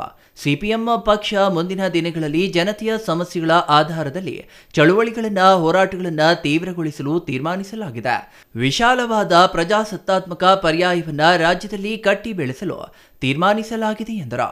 ರಾಜ್ಯದ ದುಡಿಯುವ ವರ್ಗಗಳು, ಜನಸಾಮಾನ್ಯರು, ರೈತರು, ಕಾರ್ಮಿಕರು, ಕೂಲಿಕಾರರು, ಮಹಿಳೆಯರು, ದಲಿತರು, ಆದಿವಾಸಿಗಳು, ಅಲ್ಪಸಂಖ್ಯಾತರು, ಯುವಜನ ವಿದ್ಯಾರ್ಥಿಗಳು, ಪ್ರಗತಿಪರ ಶಕ್ತಿಗಳು, ಬುದ್ಧಿಜೀವಿಗಳು, ಸಾಹಿತಿಗಳು ಮತ್ತು ಕಲಾವಿದರ ಸಹಾಯ, ಸಹಕಾರ ಮತ್ತು ಬೆಂಬಲದೊಂದಿಗೆ ಈ ಕಾರ್ಯಕ್ಕೆ ಸಿಪಿಎಂ ಮುನ್ನಡೆಯುತ್ತಿದೆ. ಜನದನಿ ಸಮಾವೇಶವನ್ನು ಯಶಸ್ವಿಗೊಳಿಸಲು ಸಹಕರಿಸಿದ ಎಲ್ಲರಿಗೂ ಸಿಪಿಎಂ ಧನ್ಯವಾದಗಳನ್ನು ತಿಳಿಸಿದರು. ಸಿಪಿಎಂ ತಾಲೂಕು ಕಾರ್ಯದರ್ಶಿ ರಘುರಾಮರೆಡ್ಡಿ ಮಾತನಾಡಿ, ಸೇವೆಗಳ ಖಾಸಗೀಕರಣ, ವಿದ್ಯುತ್, ಸಾರಿಗೆ, ನೀರು, ರಸ್ತೆ ಮುಂತಾದ ಸೇವೆಗಳ ಖಾಸಗೀಕರಣ ಮಾಡಲಾಗುತ್ತಿದೆ. ಎಲ್ಲ ಸೇವೆಗಳಿಗೂ ಜನರೇ ಪೂರ್ಣವಾಗಿ ಹಣ ಪಾವತಿಸಬೇಕೆಂಬ ಕಾರ್ಪೊರೇಟ್ ನೀತಿಗಳನ್ನು ಜಾರಿಗೊಳಿಸಲಾಗುತ್ತಿದೆ. ಇವುಗಳನ್ನು ತಡೆಯದಿದ್ದರೆ ಮುಂದೆ ಸಾಮಾನ್ಯರಿಗೆ ಯಾವುದೂ ಸಿಗುವುದಿಲ್ಲ. ಕೋಲಾರ, ಚಿಕ್ಕಬಳ್ಳಾಪುರ, ಬೆಂಗಳೂರು ಗ್ರಾಮಾಂತರ, ತುಮಕೂರು ಮುಂತಾದ ಬಯಲುಸೀಮೆ ಜಿಲ್ಲೆಗಳಿಗೆ ಶಾಶ್ವತ ನೀರಾವರಿ ವ್ಯವಸ್ಥೆಯನ್ನು ಜಾರಿಗೊಳಿಸಬೇಕು. ಕೃಷ್ಣಾ ನೀರಿನಲ್ಲಿ ಈ ಭಾಗಕ್ಕೆ ನೀರನ್ನು ಒದಗಿಸಬೇಕು ಎಂದರು. ಇದು ವಿದ್ಯುತ್ನ ಖಾಸಗೀಕರಣವನ್ನು ಮಾಡಬಾರದು ಅಂತಕ್ಕಂಥದ್ದು ಮೊದಲನೇ ನಮ್ಮ ಡಿಮ್ಯಾಂಡು.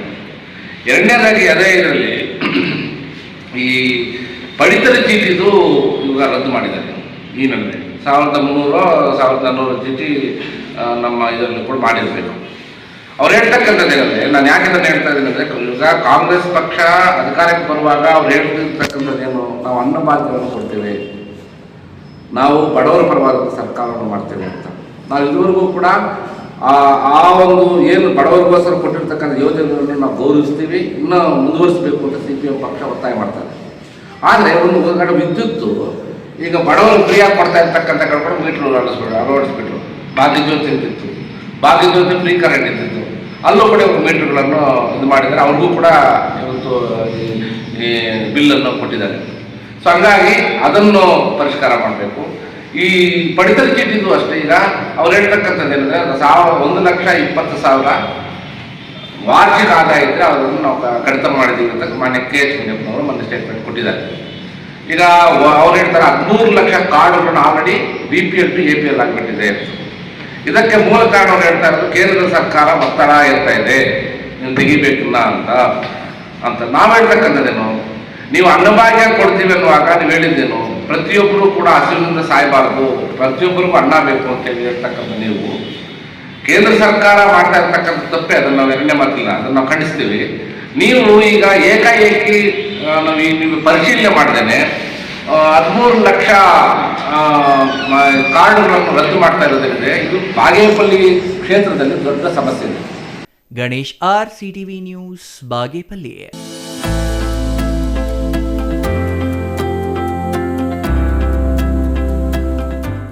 ರಾಷ್ಟ್ರೀಯ ಆರೋಗ್ಯ ಅಭಿಯಾನ ಯೋಜನೆಯಲ್ಲಿ ಸಿಗುವ ಆರೋಗ್ಯಕ್ಕೆ ಸಂಬಂಧಿಸಿದ ಕಾರ್ಯಕ್ರಮಗಳು ಮತ್ತು ಗ್ರಾಮೀಣ ಭಾಗದ ಜನರ ಆರೋಗ್ಯ ಸುಧಾರಣೆ ಕುರಿತು ಬೀದಿ ನಾಟಕದ ಮುಖಾಂತರ ಜನರಲ್ಲಿ ಜಾಗೃತಿ ಮೂಡಿಸಲಾಯಿತು.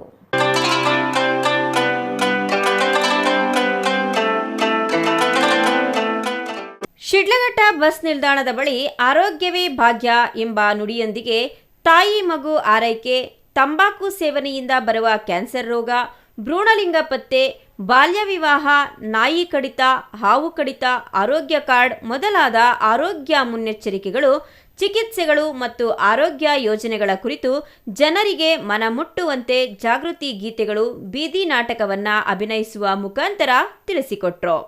ರಾಷ್ಟ್ರೀಯ ಆರೋಗ್ಯ ಅಭಿಯಾನದ ಕಾರ್ಯಕ್ರಮವನ್ನ ಹಮ್ಮಿಕೊಂಡಿದ್ದು, ಏನು ಇವತ್ತು ತಾಯಿ ಮತ್ತು ಮಗುವಿನ ಆರೈಕೆ ಆಗಿರ್ಬೋದು, ಕ್ಷಯರೋಗ ಆಗಿರ್ಬೋದು, TB ಕಾಯಿಲೆ ಆಗಿರ್ಬೋದು, ಮತ್ತೆ ಕುಷ್ಠರೋಗ ಕಾಯಿಲೆ ಬಗ್ಗೆ ಆಗಿರ್ಬೋದು, ಏನು ಹದಿಹರೆಯರ ಬಗ್ಗೆ ಆಗಿರ್ಬೋದು, ಮತ್ತು ಮಾನಸಿಕ ಖಿನ್ನತೆಗೊಳಗಾಗಿರ್ತಕ್ಕಂಥವರಿಗೆ ಒಂದು ಧೈರ್ಯ ಕೊಡೋದಾಗಿರ್ಬೋದು, ಇಂಥ ಅನೇಕ ರಾಷ್ಟ್ರೀಯ ಆರೋಗ್ಯ ಸೇವೆಗಳ ಬಗ್ಗೆ ಜಾಗೃತಿ ಮೂಡಿಸುವಂತಹ ಒಂದು ವಿಶೇಷವಾದ ಕಲಾ ತಂಡವನ್ನ ಈ ಭಾಗದಲ್ಲಿ ಇವತ್ತು ನಾಟಕದ ಮುಖಾಂತರ ಅರಿವು ಮೂಡಿಸುವಂತ ಕಾರ್ಯಕ್ರಮವನ್ನು ಮಾಡ್ತಾ ಇದ್ದೀವಿ ಬಂಧುಗಳೇ. ನಮ್ಮ ಆರೋಗ್ಯ ನಮ್ಮ ಕೈಯಲ್ಲಿ ಎಂಬ ಮಾತಿನಂತೆ ಜನರಲ್ಲಿ ಜಾಗೃತಿ ಮೂಡಿಸಲು ಬೀದಿ ನಾಟಕವು ಒಂದು ಸಾಧನವಾಗಿ ಬಳಕೆಯಾಯಿತು.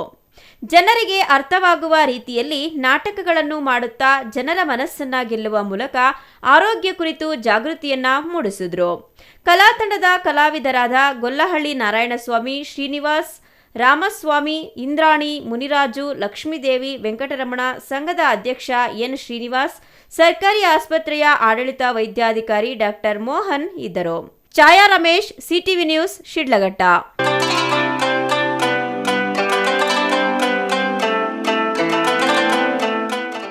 ನೀರಾವರಿ ಯೋಜನೆಗಳ ಅನುಷ್ಠಾನ ವಿಚಾರದಲ್ಲಿ ಅವಿಭಜಿತ ಜಿಲ್ಲೆಗಳು ಶಾಪಗ್ರಸ್ತವಾಗಿವೆ.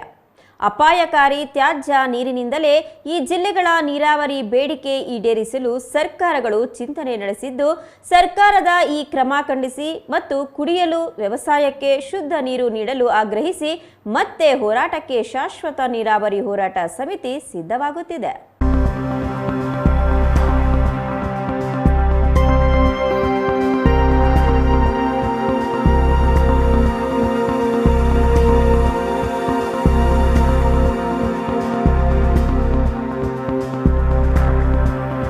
ಹೌದು, ಕಳೆದ 3 ದಶಕಗಳಿಂದ ಉಭಯ ಜಿಲ್ಲೆಗಳಿಗೆ ಶಾಶ್ವತ ನೀರಾವರಿ ಯೋಜನೆ ಅನುಷ್ಠಾನಕ್ಕೆ ಆಗ್ರಹಿಸಿ ಹಲವಾರು ಹೋರಾಟಗಳನ್ನು ನಡೆಸಲಾಗಿದ್ದು, ಯಾವುದೇ ಹೋರಾಟಕ್ಕೆ ಸರ್ಕಾರಗಳು ಮಣಿದಿಲ್ಲ. ಪಕ್ಷಾತೀತವಾಗಿ ನೀರಾವರಿ ವಿಚಾರದಲ್ಲಿ ಅವಿಭಜಿತ ಜಿಲ್ಲೆಗಳಿಗೆ ಮೋಸ ಮಾಡುತ್ತಿರುವ ಸರ್ಕಾರಗಳ ಕ್ರಮ ಖಂಡಿಸಿ ಶಾಶ್ವತ ನೀರಾವರಿ ಹೋರಾಟ ಸಮಿತಿ ಮತ್ತೆ ಹೋರಾಟಕ್ಕೆ ಅಣಿಯಾಗಿದೆ. 2026ರ ಜನವರಿ 17ರಂದು ಕೋಲಾರದಲ್ಲಿ ಬೃಹತ್ ಹೋರಾಟಕ್ಕೆ ಸಿದ್ಧತೆ ನಡೆಸಿದೆ. ಅವಿಭಜಿತ ಜಿಲ್ಲೆಗಳಲ್ಲಿ ನೀರಾವರಿ ಯೋಜನೆಗಳ ಅನುಷ್ಠಾನಕ್ಕೆ ಆಗ್ರಹಿಸಿ ಎಷ್ಟೇ ಹೋರಾಟಗಳು ಮಾಡಿದ್ರೂ ಸರ್ಕಾರಗಳು ಮಾತ್ರ ಗಮನ ಹರಿಸಿದ ಉದಾಹರಣೆಯೇ ಇಲ್ಲ. ಸಾಲದೆಂಬಂತೆ ಅಪಾಯಕಾರಿ ಕೆಸಿ ಮತ್ತು ಎಚ್ಎನ್ ವ್ಯಾಲಿ ಯೋಜನೆಗಳನ್ನು ಅನುಷ್ಠಾನ ಮಾಡಿ ಈ ಜಿಲ್ಲೆಗಳ ಅಂತರ್ಜಲ ಹಾಳು ಮಾಡಲು ಸರ್ಕಾರ ಮುಂದಾಗಿದ್ದು, 3ನೇ ಹಂತದ ಶುದ್ಧೀಕರಣಕ್ಕೆ ಎಷ್ಟೇ ಒತ್ತಾಯಿಸಿದ್ರೂ ಸರ್ಕಾರ ಮಾತ್ರ ಗಮನ ನೀಡ್ತಿಲ್ಲ. ಈ ಎಲ್ಲ ಕ್ರಮಗಳನ್ನು ವಿರೋಧಿಸಿ ಮತ್ತು ಉಭಯ ಜಿಲ್ಲೆಗಳಿಗೆ ಕುಡಿಯಲು ಮತ್ತು ವ್ಯವಸಾಯಕ್ಕೆ ಶುದ್ಧ ನೀರು ನೀಡಲು ಒತ್ತಾಯಿಸಿ ಜನವರಿ 17ರಂದು ಕೋಲಾರದಲ್ಲಿ ಹೋರಾಟ ಹಮ್ಮಿಕೊಳ್ಳಲಾಗಿದೆ. ಈ ಸಂಬಂಧ ಇಂದು ಕೋಲಾರದ ಪತ್ರಕರ್ತರ ಭವನದಲ್ಲಿ ನಡೆದ ಸುದ್ದಿಗೋಷ್ಠಿಯಲ್ಲಿ ಮಾತನಾಡಿದ ಶಾಶ್ವತ ನೀರಾವರಿ ಹೋರಾಟ ಸಮಿತಿ ಅಧ್ಯಕ್ಷ ಆಂಜನೇಯ ರೆಡ್ಡಿ, ಕೋಲಾರ, ಚಿಕ್ಕಬಳ್ಳಾಪುರ ಮತ್ತು ಬೆಂಗಳೂರು ಗ್ರಾಮಾಂತರ ಜಿಲ್ಲೆಗಳಿಗೆ ಶುದ್ಧ ಕುಡಿಯುವ ನೀರು ಮತ್ತು ವ್ಯವಸಾಯಕ್ಕೆ ಯೋಗ್ಯವಾದ ನೀರು ಪಡೆಯಲು ಜನವರಿ 17ರಂದು ಕೋಲಾರದಲ್ಲಿ ಜಿಲ್ಲಾ ಮಟ್ಟದ ನೀರಾವರಿ ಹೋರಾಟವನ್ನು ಶಾಶ್ವತ ನೀರಾವರಿ ಹೋರಾಟ ಸಮಿತಿಯಿಂದ ಹಮ್ಮಿಕೊಂಡಿರುವುದಾಗಿ ಹೇಳಿದರು. ಸಂಪೂರ್ಣವಾಗಿ ಸಭೆಯನ್ನು ಮಾಡಿ ಅವತ್ತಿನ ಸಭೆಯನ್ನು ಯಶಸ್ವಿಗೊಳಿಸಬೇಕು ಅಂತೇಳಿ ನಾವು ಎಲ್ಲ ರೀತಿಯ ಪೂರ್ವಸಿದ್ಧತೆಗಳನ್ನ ಈಗ ನಡೆಸ್ಕೊಂಡು ಹೋಗ್ತಾ ಇದ್ದೀವಿ. ನಮ್ಮ ನೀರಾವರಿ ಹೋರಾಟದ್ದು ಬಹಳ ಸ್ಪಷ್ಟವಾಗಿದೆ. ನಮ್ಮ ನೀರಾವರಿ ವಿಚಾರದಲ್ಲಿ ಟೋಟಲ್ ಕೇಳ್ತಕ್ಕಂಥದ್ದು ಕೆಸಿ ವ್ಯಾಲಿ ಇರ್ಬೋದು, ಎಚ್ಎನ್ ವ್ಯಾಲಿ ಇರ್ಬೋದು, ಕೃಷ್ಣಾವತಿ ಇರ್ಬೋದು, ಇವೆಲ್ಲ 100% ನೀರನ್ನ ನೀವು ಶುದ್ಧೀಕರಿಸಿ ಕೆರೆಗಳಿಸಿ ಅನ್ನೋದು ನಮ್ಮ ಪ್ರಮುಖ ಬೇಡಿಕೆ. ಹಾಗೇನೆ ಏನು ನಮ್ಮ ಹಾಲಿನ ನೀರಿಗೆ ಕೃಷ್ಣಾ ನದಿ ನೀರು ಅದನ್ನ ಈ ಜಿಲ್ಲೆಯ ಕೆರೆಗಳಿಗೆ ಕುಡಿಯಲಿಕ್ಕೆ, ವ್ಯವಸಾಯ ಮಾಡಲಿಕ್ಕೆ ಈ ಭಾಗದ ಹರಿಸಿ ಅನ್ನೋದು ಒಂದು ಪ್ರಮುಖವಾದ ಡಿಮ್ಯಾಂಡ್. ಹಾಗಾಗಿ ಈ ನೀರಾವರಿ ಹೋರಾಟದ 17ನೇ ತಾರೀಕು ಜಲಾಗ್ರಹದ ಸಮಾವೇಶ ಇದೆಯೋ ಇದಕ್ಕೆ ಸಂಪೂರ್ಣವಾಗಿ ವಿದ್ಯಾರ್ಥಿ ಘಟಕ, ವೈದ್ಯಕೀಯ ಘಟಕ ಎಲ್ಲರೂ ಇಲ್ಲಿ ಸಕ್ರಿಯವಾಗಿದ್ದಾರೆ. ಎಲ್ಲರೂ ಸಪರೇಟ್ ಆಗಿ ಆ ಘಟಕಗಳನ್ನ ಸಂಪೂರ್ಣವಾಗಿ ನಾವೆಲ್ಲರೂ ಸಜ್ಜುಗೊಳಿಸಿ ಈ ತೆಲಂಗಾಣ ಮಾತ್ರ ಹೋರಾಟಕ್ಕೆ ಸಂಪೂರ್ಣವಾಗಿ ತಯಾರಿ ನಡೀತಾ ಇದೆ. ಹಲವಾರು ವರ್ಷಗಳಿಂದ ಶಾಶ್ವತ ನೀರಾವರಿಗಾಗಿ ಹೋರಾಟ ಮಾಡುತ್ತಿದ್ದರೂ ಈವರೆಗೆ ಯಾವುದೇ ಪಕ್ಷದ ಸರ್ಕಾರಗಳು ಈ ಬಗ್ಗೆ ಗಮನ ವಹಿಸಿಲ್ಲ. ಶಾಶ್ವತ ನೀರಾವರಿಗಾಗಿ ಈ ಭಾಗದ ಶಾಸಕರು ಸದನದಲ್ಲಿ ಧ್ವನಿ ಎತ್ತಿಲ್ಲ. ಹಾಗಾಗಿ ನಮಗೆ ಶುದ್ಧ ಕುಡಿಯುವ ನೀರನ್ನು ಶಾಶ್ವತವಾಗಿ ಕೊಡಬೇಕೆಂದು ಆಗ್ರಹಿಸಿ ಜಲಾಗ್ರಹ ಜಂಟಿ ಕ್ರಿಯಾ ಸಮಿತಿ ಅಧ್ಯಕ್ಷ ನಿವೃತ್ತ ನ್ಯಾಯಾಧೀಶರಾದ ವಿ ಗೋಪಾಲಗೌಡರ ಮಾರ್ಗದರ್ಶನದಲ್ಲಿ ಪಕ್ಷಾತೀತವಾಗಿ ಕೋಲಾರ ಜಿಲ್ಲಾ ಮಟ್ಟದ ಬೃಹತ್ ಸಮಾವೇಶ ಆಯೋಜಿಸಲಾಗಿದೆ ಎಂದರು. Eshwar, CTV news, Kolar.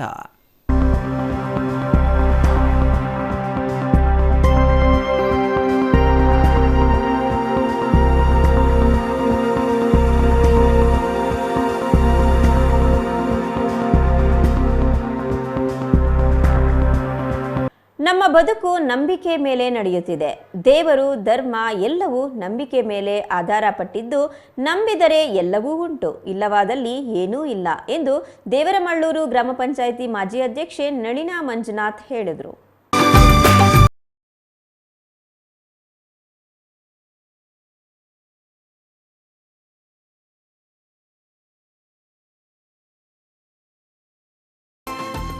ಶಿಡ್ಲಘಟ್ಟ ತಾಲೂಕಿನ ಸೊಣ್ಣೇನಹಳ್ಳಿ ಗ್ರಾಮದಿಂದ ತಮಿಳುನಾಡಿನ ಮೇಲ್ಮರವತ್ತೂರ್ ಓಂ ಶಕ್ತಿ ದೇವಾಲಯದ 6ನೇ ವರ್ಷದ ಧಾರ್ಮಿಕ ಪ್ರವಾಸಕ್ಕೆ ಚಾಲನೆ ನೀಡಿ ಮಾತನಾಡಿದ ದೇವರಮಳ್ಳೂರು ಗ್ರಾಮ ಪಂಚಾಯಿತಿ ಮಾಜಿ ಅಧ್ಯಕ್ಷೆ ನಳಿನಾ ಮಂಜುನಾಥ್, ಓಂ ಶಕ್ತಿ ದೇವಾಲಯಕ್ಕೆ ಹೋಗಿ ತಾಯಿಯ ದರ್ಶನ ಪಡೆದ ಮೇಲೆ ನಮ್ಮೆಲ್ಲರಿಗೂ ಒಳ್ಳೆಯದಾಗಿದೆ. ಬದುಕಿನಲ್ಲಿ ಇದ್ದ ಅನೇಕ ತೊಂದರೆಗಳು ದೂರವಾಗಿದೆ. ಆದ್ದರಿಂದ ಈ ನಂಬಿಕೆಯಿಂದಲೇ ಕಳೆದ 6 ವರ್ಷಗಳಿಂದಲೂ ಸತತವಾಗಿ ಓಂ ಶಕ್ತಿ ದೇವಾಲಯಕ್ಕೆ ಹೋಗಿ ಬರುತ್ತಿದ್ದೇವೆ ಎಂದರು.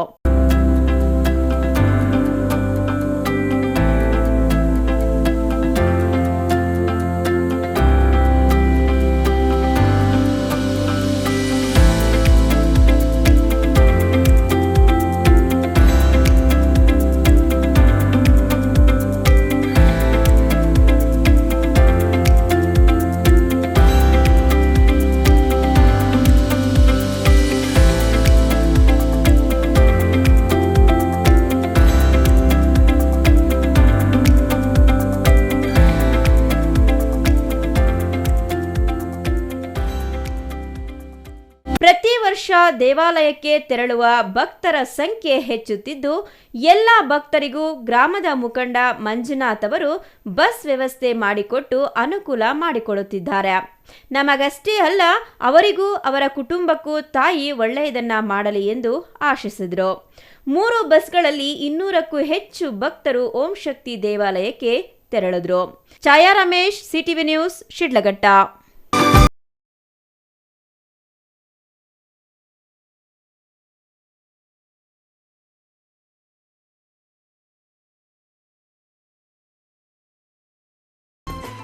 ಯುವಶಕ್ತಿ ಒಂದಾದರೆ ದೇಶದಲ್ಲಿ ಬದಲಾವಣೆ ಮಾಡಲು ಸಾಧ್ಯ.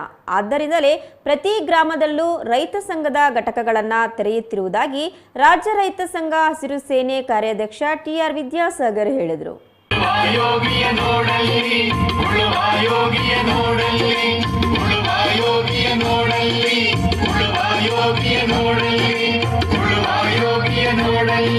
ನಂಜನಗೂಡು ತಾಲೂಕಿನ ನೇರಳೆ ಗ್ರಾಮದಲ್ಲಿ ರೈತ ಸಂಘದ ಗ್ರಾಮ ಘಟಕವನ್ನು ಶುಕ್ರವಾರ ಉದ್ಘಾಟಿಸಿ ಮಾತನಾಡಿದ ರಾಜ್ಯ ರೈತ ಸಂಘ ಹಸಿರು ಸೇನೆ ಕಾರ್ಯಾಧ್ಯಕ್ಷ ಟಿಆರ್ ವಿದ್ಯಾಸಾಗರ್, ಭತ್ತದ ದಲ್ಲಾಳಿಗಳು, ಕಬ್ಬಿನ ಕಾರ್ಖಾನೆಗಳು, ಸಿಗರೆಟ್ ಕಂಪನಿಗಳು, ಎಣ್ಣೆ ಮಾಲೀಕರು ಕೋಟ್ಯಾಧಿಪತಿಗಳಾಗ್ತಿದ್ದಾರೆ. ಇವುಗಳನ್ನು ಬೆಳೆಯುವ ರೈತರು ಮಾತ್ರ ಇನ್ನೂ ಬಡವರಾಗಿಯೇ ಇದ್ದಾರೆ. ಕೇಂದ್ರ ಸರ್ಕಾರ ಪ್ರತಿ ವರ್ಷಕ್ಕೆ 15 ಲಕ್ಷ ಕೋಟಿ ರು ಸಾಲ ಮಾಡ್ತಿದ್ದಾರೆ. ಈ ಸಾಲವೆಲ್ಲ ಸಾರ್ವಜನಿಕರ ಮೇಲೆ ಏರುತ್ತಿದ್ದಾರೆ. ರೈತರನ್ನ ರಾಜಕಾರಣಿಗಳು ಓಟು ಹಾಕುವ ಯಂತ್ರ ಮಾಡಿಕೊಂಡಿದ್ದಾರೆ ಎಂದ್ರ. ನಾವು ಒಂದು ತುಂಡು ಕಬ್ಬಾಗಿ ಬೆಳೆದ್ರೆ ಕಬ್ಬನ ಕಾರ್ಖಾನೆ ಮಾಲೀಕ 50 ಲಕ್ಷಾಂತರ ಕೋಟಿ ಹೊಡೆಯಾಗೋದ. ಅದ್ರಲ್ಲಿ ಬಂದ ಎಣ್ಣೆಯವನು ಲಕ್ಷಾಂತರ ಕೋಟಿ ಆಯ್ತವನ. ನಾವು ಇಷ್ಟಕ್ಕೆ 3 ಕಾಸಿಗೆ ಬೆಳಕು ಕೊಟ್ಟರು. ಈಗ ಭಾರತ ಸರ್ಕಾರ 1 ವರ್ಷ ಆಡಳಿತ ಮಾಡಕ್ಕೆ ಈಗ 15 ಲಕ್ಷ ಕೋಟಿ ಸಾಲ ಮಾಡ್ತಾ ಇದೆ. ಈಗ ಎಷ್ಟು? 15 ಕೋಟಿ ಅಲ್ರಪ್ಪ. 1 ವರ್ಷ ನಮ್ಮ ಮೋದಿಜಿ ಅವರು ಈ ದೇಶ ಆಳಕ್ಕೆ ಸಾಲ ಮಾಡ್ತಾ ಇರೋದು 15 ಲಕ್ಷ ಕೋಟಿ. ಎಷ್ಟು? ಅದು ಯಾರ ಹೆಸರಲ್ಲಿ ಆಯ್ತಾ ಇತ್ತು ಸಾಲ? ಭಾರತ್ ಮಾತಾ ಕಿ ಜೈ ಅಂತ ಅವೆಲ್ಲಪ್ಪ. ಈ ಭಾರತ್ ಮಾತೆ ಮೇಲೆ ಆಯ್ತಾ ಇರೋ ಸಾಲ. ಭಾರತ್ ಮಾತೆ ಸುಪುತ್ರರು ಯಾರಪ್ಪ? ಈ ದೇಶದ 1 ಇಂಚ್ ಭೂಮಿ ಉತ್ತಿರೋರು, ಬಿತ್ತಿರೋರು, ಯಜಮಾನರುಗಳು ನೀವು. ಈ ದೇಶ ಕಟ್ಟಿರೋರು ಭೂಮಿ ಪುತ್ರರು ನೀವು. ಈ ದೇಶದ ಮೂಲ ನಿವಾಸಿಗಳು ನೀವು. ಈ ದೇಶಕ್ಕೆ ಹಾಲು ಕೊಟ್ಟವ್ರು ನೀವು, ಅನ್ನ ಕೊಟ್ಟವ್ರು ನೀವು, ತುಪ್ಪ ಕೊಟ್ಟವ್ರು ನೀವು, ಕಾಳುಗಳು ಕೊಟ್ಟವ್ರು ನೀವು. ಈ ದೇಶ ಹಸ್ಕೊಂಡಿರ್ಬಾರ್ದು ಅಂದ್ಬಿಟ್ಟು ನೀವೆಲ್ಲ ಹಸ್ಕೊಂಡು ರಾತ್ರಿ ಹೊತ್ತೆಲ್ಲ ಹೋಗಿ ನೀರು ಬಿಟ್ಕೊಂಡು ಬೆಳೆದವ್ರು ನೀವು. ಇನ್ನು ಇದೇ ಸಂದರ್ಭದಲ್ಲಿ ಗ್ರಾಮದ 100 ಜನರು ಸಂಘಟನೆಗೆ ಸೇರ್ಪಡೆಗೊಂಡ್ರ. ಕಾರ್ಯಕ್ರಮಕ್ಕೆ ಗ್ರಾಮ ಪಂಚಾಯಿತಿ ಪಿಡಿಒ ಹಾಗೂ ಕಂದಾಯ ಅಧಿಕಾರಿಗಳು ಸ್ಥಳದಲ್ಲಿ ಹಾಜರಿದ್ದ ಗ್ರಾಮದ ಸಮಸ್ಯೆಗಳ ಬಗ್ಗೆ ಇದೇ ಸಂದರ್ಭದಲ್ಲಿ ದೂರು ನೀಡಿದ್ರ. ಇನ್ನು ಕಾರ್ಯಕ್ರಮದಲ್ಲಿ ರಾಜ್ಯ ಉಪಾಧ್ಯಕ್ಷ ಎಮ್ಮಾವರಗು, ಹಿರಿಯ ರೈತ ಹೋರಾಟಗಾರ ಬೊಕ್ಕಹಳ್ಳಿ ನಂಜುಂಡಸ್ವಾಮಿ, ತಾಲೂಕು ಅಧ್ಯಕ್ಷ ಸತೀಶ್ ಹಾಜರಿದ್ರ. Kumar, CTV news, ನಂಜನಗೂಡ. ಯೋಗಿಯ ನೋಡಲ್ಲಿ ಉಳುವ ಯೋಗಿಯ ನೋಡಲ್ಲಿ ಉಳುವ ಯೋಗಿಯ ನೋಡಲ್ಲಿ ಉಳುವ ಯೋಗಿಯ ನೋಡಲ್ಲಿ ಉಳುವ ಯೋಗಿಯ ನೋಡಲ್ಲಿ.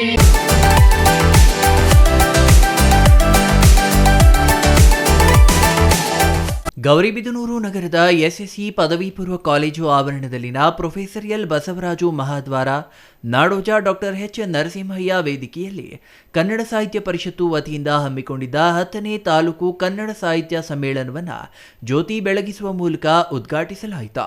ಕನ್ನಡ ಭಾಷೆ ಮತ್ತು ಸಾಹಿತ್ಯ ಗಗನ ಕುಸುಮವಲ್ಲ, ಗಗನ ಕುಸುಮವಾಗಬಾರದು. ಪ್ರತಿಯೊಬ್ಬರ ಜೀವನದ ಬಿಂಬವಾಗಬೇಕು ಮತ್ತು ಬಿಂಬಿತವಾಗಬೇಕು. ಆಗ ಮಾತ್ರ ಭಾಷೆ ಸಾಹಿತ್ಯ ಆಕಾಶದೆತ್ತರಕ್ಕೆ ಬೆಳೆಯಲು ಸಾಧ್ಯವಾಗುತ್ತದೆ ಎಂದರು.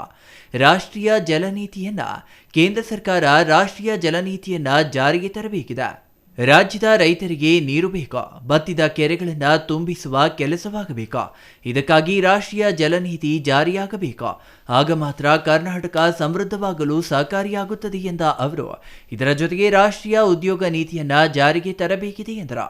ಇನ್ನು ಸಾನ್ನಿಧ್ಯವನ್ನ ವಹಿಸಿದ್ದ ಶ್ರೀ ಕ್ಷೇತ್ರ ಆದಿಚುಂಚನಗಿರಿ ಶಾಖಾ ಮಠದ ಶ್ರೀ ಮಂಗಳಾನಂದನಾಥ ಸ್ವಾಮೀಜಿ ತಮ್ಮ ಆಶೀರ್ವಚನ ನೀಡಿ, ಆಂಧ್ರದ ಗಡಿಭಾಗದಲ್ಲಿರುವ ಗೌರಿಬಿದನೂರಿನಲ್ಲಿ ತೆಲುಗು ಭಾಷಿಗರು ಹೆಚ್ಚಾಗಿದ್ದರೂ ಕನ್ನಡದ ಕಲರವವನ್ನ ಹೊಂದಿದೆ. ನಮ್ಮ ಜಿಲ್ಲೆ ಮತ್ತು ತಾಲೂಕಿಗೆ ಅನೇಕ ಸಾಹಿತಿಗಳ ಇತಿಹಾಸವಿದೆ. ಕನ್ನಡ ಭಾಷೆಯನ್ನ ಹೆಚ್ಚು ಬಳಕೆ ಮಾಡುವ ಮೂಲಕ ಕನ್ನಡ ಭಾಷೆಗೆ ಶಕ್ತಿ ತುಂಬಬೇಕಿದೆ ಎಂದರು. ಇನ್ನು ಸಮ್ಮೇಳನದ ಅಧ್ಯಕ್ಷತೆ ವಹಿಸಿದ್ದ ಕ್ಷೇತ್ರದ ಶಾಸಕ ಕೆಎಚ್ ಪುಟ್ಟಸ್ವಾಮಿ ಗೌಡ ಮಾತನಾಡಿ, ಹಲವಾರು ವರ್ಷಗಳಿಂದ ನೆನೆಗುದಿಗೆ ಬಿದ್ದಿದ್ದ ಕನ್ನಡ ಸದನ ಭವನವನ್ನು ಲೋಕಾರ್ಪಣೆ ಮಾಡಲಾಗಿದೆ. ಕನ್ನಡ ಸಾಹಿತ್ಯ ಪ್ರೇಮಿಗಳಿಗೆ ಹೆಚ್ಚು ಸಹಕಾರಿಯಾಗಲಿದೆ. ನಮ್ಮ ತಾಲೂಕಿನ ಹಿರಿಯ ಸಾಹಿತಿಗಳಾದ Basavaraju Aradhya, L Basavaraju, Kamala Hampana, doctor H ನರಸಿಂಹಯ್ಯನವರು ಸಾಹಿತ್ಯ ಲೋಕಕ್ಕೆ ತಮ್ಮದೇ ಆದ ಕೊಡುಗೆಯನ್ನ ನೀಡಿದ್ದಾರೆ ಎಂದರು. ಏಕೀಕರಣ ಆಗಬೇಕಾದ್ರೆ, ಕರ್ನಾಟಕ ಒಂದಾಗಬೇಕಾದ್ರೆ ಹೋರಾಟ ಮಾಡ್ಕೊಂಡು ಬಂದಂತ ಒಂದು ಸಾಹಿತ್ಯ ಪರಿಷತ್ತು, ಕನ್ನಡದ ಅಭಿವೃದ್ಧಿಯನ್ನೇ ಒಂದು ಧ್ಯೇಯವನ್ನ ಮಾಡ್ಕೊಂಡು ಬಂದಂತ ಒಂದು ಪರಿಷತ್ ಅದು. ಅಂತ ಪರಿಷತ್ತಿನಿಂದ ಇವತ್ತು ಕರ್ನಾಟಕದಾದ್ಯಂತ ಕನ್ನಡದ ಒಂದು ಅಭಿವೃದ್ಧಿಗೆ ಅವರ ಮಾರ್ಗದರ್ಶನದಲ್ಲಿ ನಡೀತಾ ಇದೆ. ಅಂತ ಒಂದು ಸಾಹಿತ್ಯ ಪರಿಷತ್ತಿನ ಅಧ್ಯಕ್ಷರಾಗಿ ನಮ್ಮ ಗೌರಿಬಿದನೂರಿನಲ್ಲೂ ಕೂಡ ಹುಟ್ಟಿದಂತಹ ಮಹಾನುಭಾವರು ಅನೇಕರು ಕನ್ನಡ ಸಾಹಿತ್ಯ ಪರಿಷತ್ತಿನ ಅಧ್ಯಕ್ಷರಾಗಿದ್ದಾರೆ. ಕಿರುತೆರೆ ನಿರ್ದೇಶಕ ನಟ ಟಿಎನ್ ಸೀತಾರಾಮ್ ಮಾತನಾಡಿ, ಸ್ಪರ್ಧಾತ್ಮಕತೆಯ ಹೆಸರಿನಲ್ಲಿ ಪೋಷಕರು ಇಂಗ್ಲಿಷ್ ಶಾಲೆಗಳ ವ್ಯಾಮೋಹಕ್ಕೆ ಮಾರು ಹೋಗಿದ್ದಾರೆ.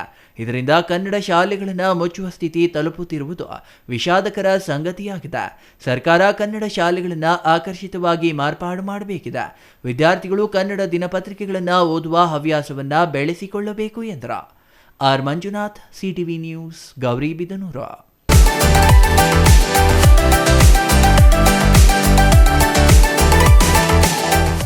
ಇದೀಗ ಪುಟ್ಟ ವಿರಾಮ. ವಿರಾಮದ ನಂತರ ಸಿಟಿವಿ ನ್ಯೂಸ್ ಮುಂದುವರಿಯುತ್ತದೆ.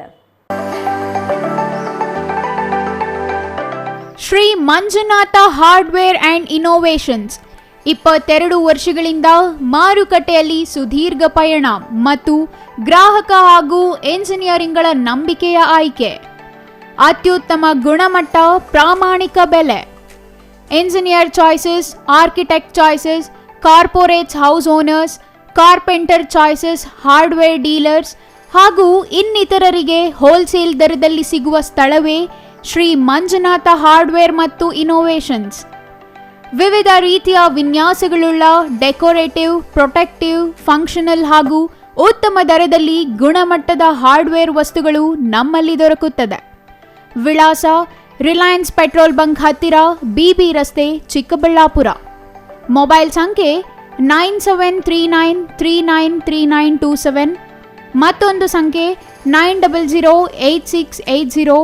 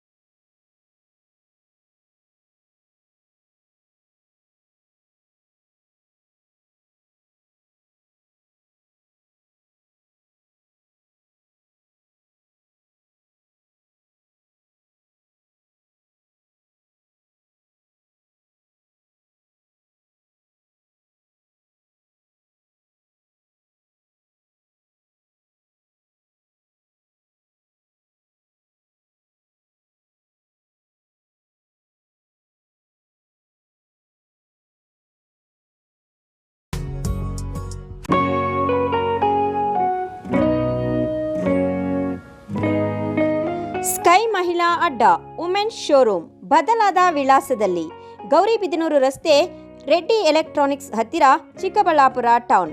ಮೊಬೈಲ್ ಸಂಖ್ಯೆ 9916533636. 15 ವರ್ಷ ಮೇಲ್ಪಟ್ಟ ಮಹಿಳೆಯರಿಗೆ ಬೇಕಾದ ಎಲ್ಲ ತರಹದ ಬಟ್ಟೆಗಳು ಒಂದೇ ಮಳಿಗೆಯಲ್ಲಿ ಲಭ್ಯ. ಉತ್ತಮ ಗುಣಮಟ್ಟದ ಅತ್ಯಾಧುನಿಕ ಬಟ್ಟೆಗಳಿಗಾಗಿ ಭೇಟಿ ಕೊಡಿ. ಸ್ಕೈ ಮಹಿಳಾ ಅಡ್ಡ ನಿಮಗಾಗಿ ಇದೆ. 1-2 ಪೀಸ್ ಕೊಂಡರೂ ಹೋಲ್ಸೇಲ್ ದರದಲ್ಲಿ ನೀಡುತ್ತೇವೆ. ಎಲ್ಲ ತರಹದ ಆಕರ್ಷಣೀಯ ಸೀರೆಗಳು, ಮನಮೆಚ್ಚುವಂತಹ ಸೀರೆಗಳು, ಟಾಪ್ಸ್, ಲೆಗಿನ್ಸ್, ರೆಡಿ ಡ್ರೆಸ್ಸಸ್, ಮಹಿಳೆಯರ ಒಳ ಉಡುಪುಗಳು ಲಭ್ಯ. ಮತ್ಯಾಕೆ ತಡ, ಒಮ್ಮೆ ಭೇಟಿ ಕೊಡಿ. ಸ್ಕೈ ಮಹಿಳಾ ಅಡ್ಡ, ಗೌರಿಬಿದನೂರು ರಸ್ತೆ, ರೆಡ್ಡಿ ಎಲೆಕ್ಟ್ರಾನಿಕ್ಸ್ ಹತ್ತಿರ, ಚಿಕ್ಕಬಳ್ಳಾಪುರ ಟೌನ್. ಮೊಬೈಲ್ ಸಂಖ್ಯೆ 9916533636.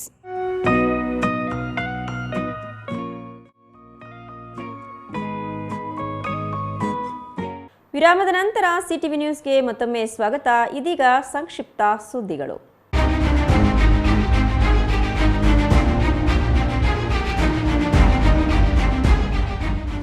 ತುಮಕೂರು ಜಿಲ್ಲೆಯಲ್ಲಿ ದಿನದಿಂದ ದಿನಕ್ಕೆ ದಲಿತರ ಮೇಲಿನ ಹಲ್ಲೆ ಪ್ರಕರಣಗಳು ನಡೆಯುತ್ತಿದ್ರು. ಜಿಲ್ಲಾ ಉಸ್ತುವಾರಿ ಸಚಿವರು ಆಗಿರುವ ಗೃಹ ಮಂತ್ರಿ ಡಾಕ್ಟರ್ ಜಿ ಪರಮೇಶ್ವರ್ ಅವರು ಗೃಹ ಇಲಾಖೆಯನ್ನ ಸಮರ್ಥವಾಗಿ ನಿಭಾಯಿಸುವಲ್ಲಿ ವಿಫಲವಾಗುತ್ತಿದ್ದಾರೆ ಎಂದು ಭೀಮ್ ಆರ್ಮಿ ಸಂಘಟನೆ ಜಿಲ್ಲಾಧ್ಯಕ್ಷ ಶ್ರೀನಿವಾಸ್ ಆರೋಪಿಸಿದರು. ಗುಬ್ಬಿ ತಾಲೂಕಿನ ನಿಟ್ಟೂರು ಹೋಬಳಿಯ ಚೇಳೂರು ಪೊಲೀಸ್ ಠಾಣಾ ವ್ಯಾಪ್ತಿಯ ಬೋಗಸಂದ್ರ ಗ್ರಾಮದ ಸರ್ವೆ ನಂಬರ್ 39/15 ಜಮೀನು ಅಭಿವೃದ್ಧಿಪಡಿಸುವ ವಿಚಾರದಲ್ಲಿ ದಲಿತ ವ್ಯಕ್ತಿಯ ಮೇಲೆ ಸ್ಥಳೀಯ ಪ್ರದೀಪ್, ದರ್ಶನ್, ಉಮೇಶ್, ಶಿವಲಿಂಗಯ್ಯ ಎಂಬುವರು ಈಶ್ವರ್ ಎಂಬ ದಲಿತ ವ್ಯಕ್ತಿಯ ಮೇಲೆ ಹಲ್ಲೆ ಮಾಡಿರುವ ಸಂಬಂಧ ಚೇಳೂರು ಪೊಲೀಸ್ ಠಾಣೆಯಲ್ಲಿ ದೂರು ದಾಖಲು ಮಾಡಿದ್ದು, ಇವರಿಗೂ ಪೊಲೀಸ್ ಠಾಣೆಯಲ್ಲಿ ಪ್ರಕರಣ ದಾಖಲು ಮಾಡಲು ಪೊಲೀಸರು ಹಿಂದೇಟು ಹಾಕುತ್ತಿದ್ದಾರೆ ಎಂದು ಆರೋಪಿಸಿದರು.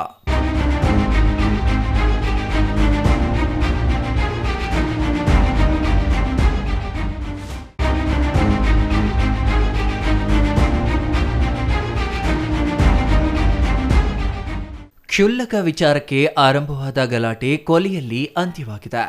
ಕೋಲಾರ ತಾಲೂಕು ವೇಮಗಲ್ ಹೋಬಳಿಯ ಕುರುಗಲ್ ಗೇಟ್ ಬಳಿ ಘಟನೆ ನಡೆದಿದ್ದು, ಒರಿಸ್ಸಾ ಮೂಲದ ಸಂದೀಪ್ ಸಿಂಗ್ ಎಂಬಾತನ ಕೊಲೆ ನಡೆದಿದೆ.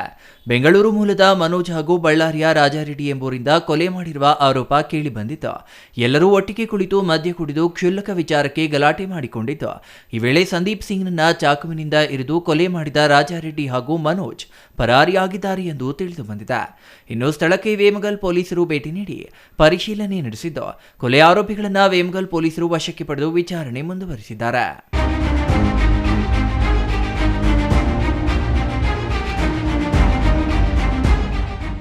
ಕೊನೆಯದಾಗಿ ಮತ್ತೊಮ್ಮೆ ಮುಖ್ಯಾಂಶಗಳು.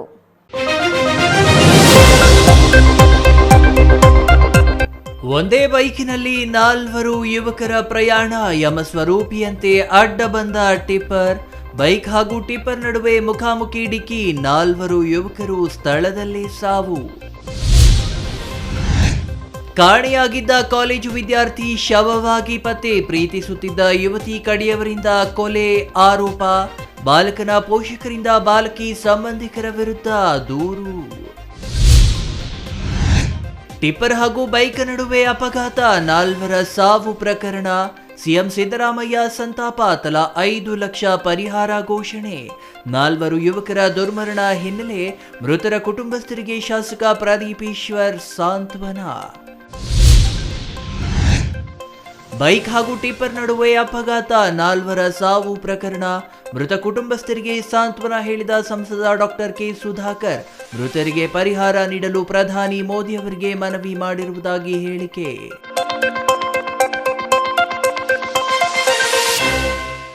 ಇವು ಇವತ್ತಿನ ಸಿಟಿವಿ ನ್ಯೂಸ್ ಸುದ್ದಿಗಳು. ನಿರಂತರ ಸುದ್ದಿಗಳಿಗಾಗಿ ನೋಡ್ತಾ ಇರಿ ಸಿಟಿವಿ ನ್ಯೂಸ್, ಇದು ನಿಮ್ಮ ಜೊತೆಗಾರ.